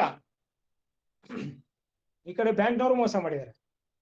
ಆದ್ರಿಂದ ಡಿಸ್ಕ್ರಿಪ್ಷನ್, ಸ್ಪಾಟ್ ವಿಸಿಟ್ ಬಹಳ ಇಂಪಾರ್ಟೆಂಟ್. ಅನ್ಫಾರ್ಚುನೇಟ್ಲಿ ಏನಾಯ್ತು, ಆ ಚಾರ್ಟೆಡ್ ಅಕೌಂಟೆಂಟ್ ಈ ಮೆಟ್ ವಿತ್ ಅನ್ ಆಕ್ಸಿಡೆಂಟ್. ಅವನು ಈ ಲಾಸ್ಟ್ ಮೆಮೊರಿ ಆಲ್ಸೋ. ಆದ್ರಿಂದ ನಾವು ಡಿಸ್ಕ್ರಿಪ್ಷನ್ ಮೆನ್ಷನ್ ಮಾಡ್ಬೇಕಾದ್ರೆ ವಿ ಶುಡ್ ಟೇಕ್ ಕೇರ್. ಆಮೇಲೆ ಇನ್ನೊಂದು ಏನಂತಂದ್ರೆ, ಬೆಂಗಳೂರಲ್ಲಿ ರೆವಿನ್ಯೂ ಸೈಟ್ ತಗೊಳೋದು ಅದೃಷ್ಟ ರೀ, ದುರಾದೃಷ್ಟ ಎರಡು ಇರೋದು. ಅವ್ರಿಗೆ ಯಾವಾಗ ಹೆಂಗ್ ಮೈ ಮೇಲೆ ಬರ್ತದೆ ಅಂತ ಗೊತ್ತಿಲ್ಲ. ರೆವಿನ್ಯೂ ಸೈಟ್ ತಗೋಬೇಕಾದ್ರೆ ಧೈರ್ಯವಾಗಿರ್ಬೇಕು. ಹೋದ್ರೆ ಹೋಯ್ತು, ಬಂದ್ರೆ ಬಂತು, ಆ ಒಂದು ಲೆಕ್ಕಾಚಾರದ ಮೇಲಿದ್ರೆ ರೆವಿನ್ಯೂ ಸೈಟ್ ಅಂದ್ರೆ ಕೈ ಹಾಕ್ಬೇಕು. ಇಲ್ಲ ಅಂದ್ರೆ ಕೈ ಹಾಕ್ಬಾರ್ದು. ಧೈರ್ಯ ಇದ್ರೆ ಮಾತ್ರ ರೆವಿನ್ಯೂ ಸೈಟ್ಗೆ ಆ ಧೈರ್ಯಕ್ಕೆ ಹಾಕ್ಬೇಕು. ಅದು ಒಂದು ವಿಚಾರ. ನೆಕ್ಸ್ಟ್, ಈ ಡಿಸ್ಕ್ರಿಪ್ಷನ್ ಒಳಗೆ ಯಾಕೆ ಮೆನ್ಷನ್ ಮಾಡ್ಬೇಕು ಅಂತ ಹೇಳ್ತೀನಿ ನೋಡ್ಬೋದಾದ್ರೆ, ಈ ಅಪ್ರೂವ್ಡ್ ಪ್ಲಾನ್ ಇರ್ತದೆ. ಸಾರಿ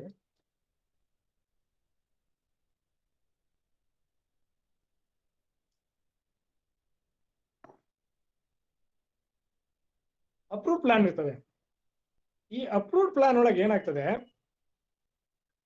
ಅದರಲ್ಲಿ ಸಪೋಸ್ ಒಂದು 10 ಎಕರೆ ಜಮೀನ್ ಇತ್ತು ಅಂತಂದ್ರೆ, from agriculture to non agriculture ಮಾಡ್ತಾರೆ ಅಂದ್ರೆ ಆ 10 ಎಕರೆ ಒಳಗೆ ಕಂಪಲ್ಸರಿ 45%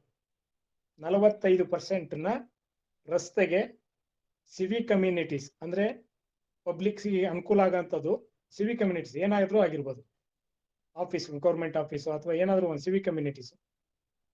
ಇನ್ನೊಂದು ಇಂಪಾರ್ಟೆಂಟು ಪಾರ್ಕ್. ಆ ಪಾರ್ಕ್ ಅನ್ನ ಬಿಟ್ಟಿರ್ತಾರೆ. ಈ ಡೆವಲಪರ್ಗಳು ಏನ್ ಮಾಡ್ತಾರೆ ಅಂತಂದ್ರೆ, ಈ ಅಡ್ಜಸ್ಟ್ಮೆಂಟ್ ಅಡ್ಜಸ್ಟ್ಮೆಂಟ್ ಮಾಡ್ಕೊಂಡು ಆ ಪಾರ್ಕಿಗೆ ಅದನ್ನೇ ಲೇಔಟ್ ಅದರಲ್ಲೇ ಒಂದು ನಂಬರ್ ಮಾಡಿಸ್ಬಿಡ್ತಾರೆ. ಸಪೋಸ್ 1 ಎಕರೆ ಪಾರ್ಕಿಗೆ ಬಿಟ್ಟಿದ್ದಾರೆ, ಅದರಲ್ಲಿ 20 ಸೈಟ್ ಆಗ್ತವೆ ಅಂತ ತಿಳ್ಕೊಳ್ಳೋಣ. ಆ 20 ಸೈಟ್ ಒಳಗೆ ಅಪ್ರೂವ್ಡ್ ಲೇಔಟ್ ಪ್ಲಾನ್ ಒಳಗೆ ಅಡ್ಜಸ್ಟ್ಮೆಂಟ್ ಮಾಡ್ಕೊಂಡ್ಬಿಟ್ಟು ಒಂದು ಖಾತಾ ಸರ್ಟಿಫಿಕೇಟ್ ಅಂತ ಏನೋ ಒಂದು ಮಾಡಿಸ್ಕೊಂಡ್ಬಿಟ್ಟು ಏನ್ ಮಾಡ್ತಾರೆ, ಪಾರ್ಕ್ ಒಳಗೆ ಮತ್ತೊಂದು 8 ರಿಂದ 9 ಸೈಟ್ ಅನ್ನ ಮತ್ತೆ ಮಾಡ್ತಾರೆ. ನಮಗೆಲ್ಲ ಗೊತ್ತಿದೆ, ಒಂದು ಫೇಮಸ್ ಕೇಸು ಬಾಂಬೆ ಒಳಗೆ 28 ಅಂತಸ್ತುಗಳ ಬಿಲ್ಡಿಂಗ್ ನ ಪಾರ್ಕ್ ಜಾಗದಲ್ಲಿ ಕಟ್ಟಿದ್ರು. ಅಪಾರ್ಟ್ಮೆಂಟ್ ಅನ್ನ 28 ಅಂತಸ್ತನ್ನು. ಆ 28 ಬಾಂಬೆ ಒಳಗೆ ಒಂದು ಅಪಾರ್ಟ್ಮೆಂಟ್ ಮಿನಿಮಮ್ 4 ರಿಂದ 5 ಕೋಟಿ. 4 ರಿಂದ 5 ಕೋಟಿ ಪ್ರಾಪರ್ಟಿನ ಪಾರ್ಕ್ ಒಳಗೆ ಕಟ್ಟಿದ್ಕೆ ಸುಪ್ರೀಂ ಕೋರ್ಟ್ನವರು ಡೆಮಾಲಿಷನ್ ಮಾಡಕ್ಕೆ ಆರ್ಡರ್ ಮಾಡಿದ್ರು. ಆದ್ರಿಂದ ಪಾರ್ಕ್ ಜಾಗದಲ್ಲಿ ಇದೆಯೋ ಇಲ್ವೋ ಅಪ್ರೂವ್ ಪ್ಲಾನ್ ಅಲ್ಲಿ ಫಸ್ಟ್ ವಿಸಿಟ್ ಮಾಡ್ಕೋಬೇಕು, ನೋಡ್ಕೋಬೇಕು. ಡಿಸ್ಕ್ರಿಪ್ಷನ್ ಒಳಗೆ ಮೆನ್ಷನ್ ಮಾಡಬೇಕು ಆ ಸೈಟ್ಗೆ ಸಪರೇಟ್ ನಂಬರ್ ಮಾಡಿದಾರೋ ಇಲ್ವೋ ಅಂತ ಅಂದ್ಬಿಟ್ಟು. ಈಗ ಅವನು ಏನ್ ಮಾರಾಟ ಮಾಡೋನಿದಾನಲ್ಲ, ಮಾರಾಟ ಮಾಡೋನು ಸಹ ಡಾಕ್ಯುಮೆಂಟ್ ತಂದ್ಕೊಟ್ರು ಸಹ ಒಂದು 5-10 ಸಾವಿರ ರೂಪಾಯಿ ಹೋದ್ರೂ ಚಿಂತೆ ಇಲ್ಲ.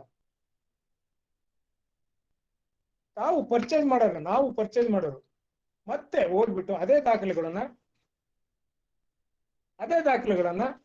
ಮತ್ತೆ ತಗೋಬೇಕು. ಯಾಕೆಂದ್ರೆ ಪ್ರಾಪರ್ಟಿ ಪರ್ಚೇಸ್ ಮಾಡ್ಬೇಕಾದ್ರೆ ಒಂದ್ಸಲಿ ಮಾಡಿರ್ತೇವೆ, ಆರ್ಡರ್ ಮಣಿ ಇರ್ತದೆ. ಆದ್ರಿಂದ ಈ ಪಾರ್ಕ್ ಒಳಗೆ ಬರ್ತದ ಅಂತ ಅಂದ್ಬಿಟ್ಟು ನೋಡ್ಬೇಕು. ಇಲ್ಲಿ ಎಲ್ಲೂ ಬೇಡ, ನಮ್ಮ ಈ ಇದರಲ್ಲಿ ನಾಗವಾರ ನ್ಯಾಷನಲ್ ಲಾ ಕಾಲೇಜ್ ಇದೆ, ಅಲ್ಲಿಂದ ಮುಂದೆ ಒಂದು ಜಾಗದಲ್ಲಿ ಪಾರ್ಕನ್ನೇ ಮಾರಾಟ ಮಾಡ್ಬಿಟ್ಟಿದ್ದಾರೆ. ಅದಕ್ಕೋಸ್ಕರ ಸೈಟ್ ನಂಬರ್ ಏನು, ಎಲ್ಲಿ ಅಪ್ರೂವ್ಡ್ ಆಗಿದೆ, ಏನು ಅಪ್ರೂವ್ಡ್ ಆಗಿದೆ, ಆ ಕಾಂಪಿಟೆಂಟ್ ಅಥಾರಿಟಿಯಿಂದ ಚೆಕ್ ಮಾಡ್ಕೋಬೇಕು. ಡಿಸ್ಕ್ರಿಪ್ಷನ್ ಅಲ್ಲಿ ಯಾಕೆ ಮೆನ್ಷನ್ ಮಾಡ್ಬೇಕು ಅಂತಂದ್ರೆ ಈ ವಿಚಾರ ಒಂದು ಅವನ್ನೆಲ್ಲ ನೋಡ್ಕೋಬೇಕಾಗತ್ತೆ. ಆಮೇಲೆ ಈ ಪಾರ್ಕ್ ಬಗ್ಗೆನೇ ಒಂದು ಆಕ್ಟ್ ಇದೆ, ಅದು ಎನ್ಕ್ರೋಚ್ಮೆಂಟ್, ಡೆಮಾಲಿಷನ್, ಅದಕ್ಕೆ ಸಂಬಂಧಪಟ್ಟಂತೆ ಪಾರ್ಕಿಂಗ್ ಬಗ್ಗೆ ಸಂಬಂಧಪಟ್ಟಂತೆ ಒಂದು ಆಕ್ಟ್ ಇದೆ. ಒಂದು ಪ್ರಾಪರ್ಟಿನ ಪರ್ಚೇಸ್ ಮಾಡ್ಬೇಕಾದ್ರೆ ನಮಗೆ ಮಿನಿಮಮ್ 20 ರಿಂದ 25 ಕಾನೂನುಗಳು ಗೊತ್ತಿರಬೇಕು. 20 ರಿಂದ 25 ಕಾನೂನು ಗೊತ್ತಿದ್ದಾಗ ಅವಾಗ ಆ ಪ್ರಾಪರ್ಟಿ ಕರೆಕ್ಟ್ ಆಗುತ್ತೆ, ಇದು ಮಾಡ್ಕೋಬಹುದು.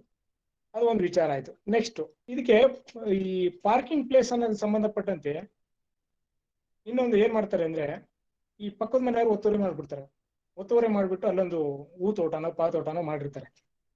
ಮಾಡ್ಕೊಂಡ್ಬಿಟ್ಟು ಪಬ್ಲಿಕ್ ತೊಂದರೆ ಆಗ್ತದೆ ಅನ್ನೋದಕ್ಕೋಸ್ಕರ ಮೊನ್ನೆ ಒಂದು ರಿಟ್ ಪಿಟಿಷನ್ ಹಾಕಿದ್ರು. ಮನೆ ಮುಂದೆ ಈಗ ನಾವೆಲ್ಲ ನೋಡಿರ್ತೀವಿ, ಮನೆ ಮುಂದೆ ಮರ ಇದಾವೆ. ಮರ ಇದ್ದಾಗ ಏನ್ ಮಾಡ್ತಾರೆ, 5 ಅಡಿ ಒತ್ತುವರಿ ಮಾಡ್ಬಿಟ್ಟು 5 ಅಡಿ 10 ಅಡಿ ಫುಟ್ಪಾತ್ ಅನ್ನು ಒತ್ತುವರಿ ಮಾಡ್ಬಿಟ್ಟು ಮಾಡ್ಕೊಂಡ್ಬಿಡ್ತಾರೆ. ಅದಕ್ಕೆ ರಿಟ್ ಪಿಟಿಷನ್ ಮೊನ್ನೆ ಒಂದು ಜಡ್ಮೆಂಟ್ ಆಗಿದೆ. ಅಲ್ಲಿ ಏನು ಮಾಡಬಾರ್ದು ಅಂತ ಅಂದ್ಬಿಟ್ಟು WP 1373/6 ಆಫ್ 2019 ಅಲ್ಲಿ ಆ ಪಾರ್ಕ್ ಅನ್ನ ಬೇರೆ ಉದ್ದೇಶಕ್ಕೂ ಬಳಸಬಾರ್ದು ಅಂತ ಅಂದ್ಬಿಟ್ಟು ಇದೆ. ಇನ್ನು ಒಂದು ಬೆಂಗಳೂರಲ್ಲಿ ಟ್ರಮಂಡಸ್ ಒಂದು ಗಲಾಟೆ ಶುರುವಾಯಿತು, ರಾಜಕಾಲುವೆ ಅಂತ. What is the meaning of ರಾಜಕಾಲುವೆ? ಮಂಜುನಾಥ್ ಜಿ, ಭೂ ಇದು ಮತ್ತೆ ಕಾನೂನು ಮತ್ತೆ ಭೂಮಿ ಈ ವಿಷಯ ತುಂಬಾ ಚೆನ್ನಾಗಿ ಹೇಳ್ತಾ ಇದ್ದೀರಿ. ಇದನ್ನ ತುಂಬಾ ಎಲ್ಲರಿಗೂ ಇಂಟ್ರೆಸ್ಟಿಂಗ್ ಆಗಿದೆ. ಇದನ್ನ ಸಮಯಾಭಾವದಿಂದ ಈ ಭಾಗವನ್ನ ಮುಂದಿನ ಒಂದು ಕಂತಿನಲ್ಲಿ ನಾವು ರಾಜಕಾಲ ನಿಜ. ಈ ವಿಷಯ ಆಗಿದೆ, ಸಮಯ ತುಂಬಾ ಕಡಿಮೆ ಆಗುತ್ತೆ ಎಷ್ಟಿದ್ರೇನು. ಆದ್ರೆ ತಮ್ಮ ಅನುಭವಗಳು ನಮ್ಗೆ ತುಂಬಾ ನೆಸೆಸಿಟಿ ಇದೆ.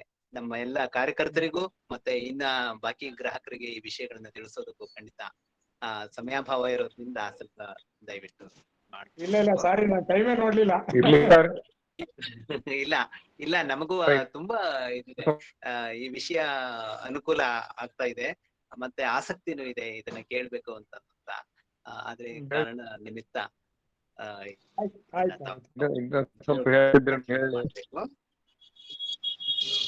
ಇದನ್ನ ಮತ್ತೆ ಮುಂದಿನ ವಾರ ಕಂಟಿನ್ಯೂ ಮಾಡಬಹುದಾ ಮಂಜುನಾಥ್ ಜಿ? ಮುಂದಿನ ವಾರ ಅಂತಂದ್ರೆ ಎಷ್ಟು, 2ನೇ ತಾರೀಕಲ್ಲ? ಅದನ್ನ ನಾವು ಡಿಸ್ಕಸ್ ಮಾಡಿ ನಿಮ್ಮ ಕಾಲಕ್ಕೆ ಸರಿಯಾಗಿ ನಾವು ಆಯ್ತು. ಪ್ಲಾನ್ ಮಾಡೋಣ ಅಜ್ಜಿ. ಆಯ್ತು ಅದನ್ನ ಮಾಡ್ಬೇಕು. ಯಾಕಂದ್ರೆ ಹಲೋ ಈ ಲೆಕ್ಚರ್ ಸೀರೀಸ್ ನ ಯಾಕೆಂದ್ರೆ Hello. ತುಂಬಾ ವಿಶದವಾಗಿ ಹೋಗೋದು ತುಂಬಾ ಒಳ್ಳೇದು, ಯಾಕಂದ್ರೆ ಎಲ್ಲರಿಗೂ ಅರ್ಥ ಆಗುತ್ತೆ ಮತ್ತೆ ಡೀಟೈಲ್ ಆಗಿ ತಿಳುವಳಿಕೆನೂ ಬರುತ್ತೆ. ಹಾಗೆ ಇವತ್ತಿನ ಈ ಒಂದು ವಿಚಾರಗೋಷ್ಠಿಯಲ್ಲಿ ಗ್ರಾಹಕ ತನ್ನದ ಶ್ರಮದ ಒಂದು ಗಳಿಕೆಯನ್ನ ಹೇಗೆ ಲ್ಯಾಂಡ್ ಪರ್ಚೇಸ್ ಮಾಡುವಾಗ ಮತ್ತೆ ಇನ್ವೆಸ್ಟ್ ಮಾಡುವಾಗ ಅವನು ಎಂತಹ ದಾಖಲೆಗಳನ್ನ ಇಟ್ಕೋಬೇಕು, ಹಾಗೆ ಮುಂಜಾಗ್ರತಾ ಕ್ರಮಗಳು ಏನು, ಮೋಸ ಹೋಗದಂತೆ ಹೇಗೆ ಎಚ್ಚರಿಕೆ ವಹಿಸ್ಬೇಕು ಅನ್ನುವ ಎಲ್ಲಾ ವಿಚಾರಗಳಿಗೆ ಸಂಬಂಧಪಟ್ಟ ಹಾಗೆ ಸವಿಸ್ತಾರವಾಗಿ ಮಂಜುನಾಥ್ ಜಿ ಅವರು ನಮ್ಗೆ ತಿಳಿಸ್ಕೊಟ್ಟಿದ್ದಾರೆ.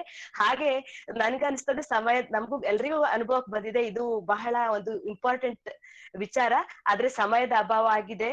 ಹಾಗಾಗಿ ಮುಂದಿನ ದಿನಗಳಲ್ಲಿ ಇದನ್ನ ಇನ್ನೂ ಹೆಚ್ಚು ವಿಚಾರಗಳನ್ನ ನಾವು ತಿಳ್ಕೊಳ್ಳೋಣ ಅಂತ ಹೇಳ್ತಾ ಜಿ ನಿಮ್ಗೆ ಹೃತ್ಪೂರ್ವಕವಾದ ವಂದನೆಗಳನ್ನ ಈ ಸಂದರ್ಭದಲ್ಲಿ ABGP ಕರ್ನಾಟಕದ ವತಿಯಿಂದ ಅರ್ಪಿಸ್ತಾ ಇದ್ದೇವೆ. ಹಾಗೆ ಇನ್ನೊಂದು ವಿಶೇಷ ಸೂಚನೆ ಏನಪ್ಪಾ ಅಂದ್ರೆ ABGP ಸದಸ್ಯತ್ವವನ್ನ ಆನ್ಲೈನ್ ಅಲ್ಲಿ ಮಾಡೋದಕ್ಕೆ ಸಂಬಂಧಪಟ್ಟ ಹಾಗೆ ಗ್ರೂಪ್ಗಳಲ್ಲಿ ಲಿಂಕ್ ಗಳನ್ನ ಕೂಡ ಶೇರ್ ಮಾಡಲಾಗಿದೆ. ಹಾಗಾಗಿ ತಾವೆಲ್ಲರೂ ಕೂಡ ಈ ABGP ಸದಸ್ಯತ್ವವನ್ನ ಆನ್ಲೈನ್ ನಲ್ಲಿ ಮಾಡ್ಕೋಬೇಕು ಅಂತ ಕೇಳ್ಕೊಳ್ತಾ, ಈಗ ಶಾಂತಿ ಮಂತ್ರ ಇದನ್ನ ನಡೆಸಿಕೊಡ್ಲಿದ್ದಾರೆ ನಾಡಿಗ್ ಜಿ ಅವರು. ಮಂಜುನಾಥ್ ಜಿ ಅವರು ತುಂಬಾ ವಿಶದವಾಗಿ ಈ ಕಾರ್ಯಕ್ರಮವನ್ನ ಉಪನ್ಯಾಸವನ್ನು ನೀಡಿದ್ದಾರೆ. ಕಾನೂನು ಮತ್ತು ಭೂಮಿ ಅನ್ನೋದ್ರ ಬಗ್ಗೆ ಇದರ ಇನ್ನೂ ಕಂಟಿನ್ಯೂಯೇಷನ್ ಸೀರೀಸ್ ಬರುವಂತಹ ದಿನಗಳಲ್ಲಿ ಇದೆ. ಹಾಗೆ ಈ ಕಾರ್ಯಕ್ರಮವನ್ನ ಸಂಯೋಜಿಸಿದಂತ ನಿರೂಪಿಸಿದಂತ ನಮ್ಮ ಹಾಸನ ವಿಭಾಗದಂತ ಕಾರ್ಯಕರ್ತೆ ಅಂತ ಕಾಮೇಶ್ವರಿ ಜಿ ಅವರು ಆಂದೋಲನ ವಿಭಾಗದಲ್ಲಿ ಕರ್ನಾಟಕ ಆಂದೋಲನ ಪ್ರಮುಖ ಆಗಿದ್ದಾರೆ. ಶಿಕ್ಷಣ ವಿಭಾಗದಲ್ಲಿ ಅವರು ಚೆನ್ನಾಗಿ ನಡೆಸ್ಕೊಟ್ಟಿದ್ದಾರೆ.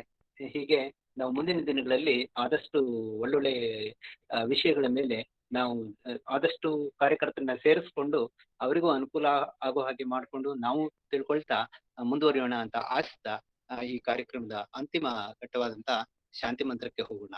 ಎಲ್ಲರೂ ಶಾಂತಿ ಮಂತ್ರವನ್ನ ಹೇಳೋಣ. ಸರ್ವೇ ಭವಂತು ಸುಖಿನಃ, ಸರ್ವೇ ಸಂತು ನಿರಾಮಯಾಃ, ಸರ್ವೇ ಭದ್ರಾಣಿ ಪಶ್ಯಂತು ಮಾ ಕಶ್ಚಿತ್ ದುಃಖಭಾಗ್ ಭವೇತ್. ಶಾಂತಿ ಶಾಂತಿ ಶಾಂತಿ. ಧನ್ಯವಾದಗಳು ಸಮಸ್ತ ಕಾರ್ಯಕರ್ತರಿಗೂ, ಮಂಜುನಾಥ್ ಜಿ ಅವರಿಗೂ ಧನ್ಯವಾದಗಳು. ಮಂಜುನಾಥ್ ಜಿ. ನಮಸ್ಕಾರ. ಧನ್ಯವಾದಗಳು. ಹರಿ ಓಂ.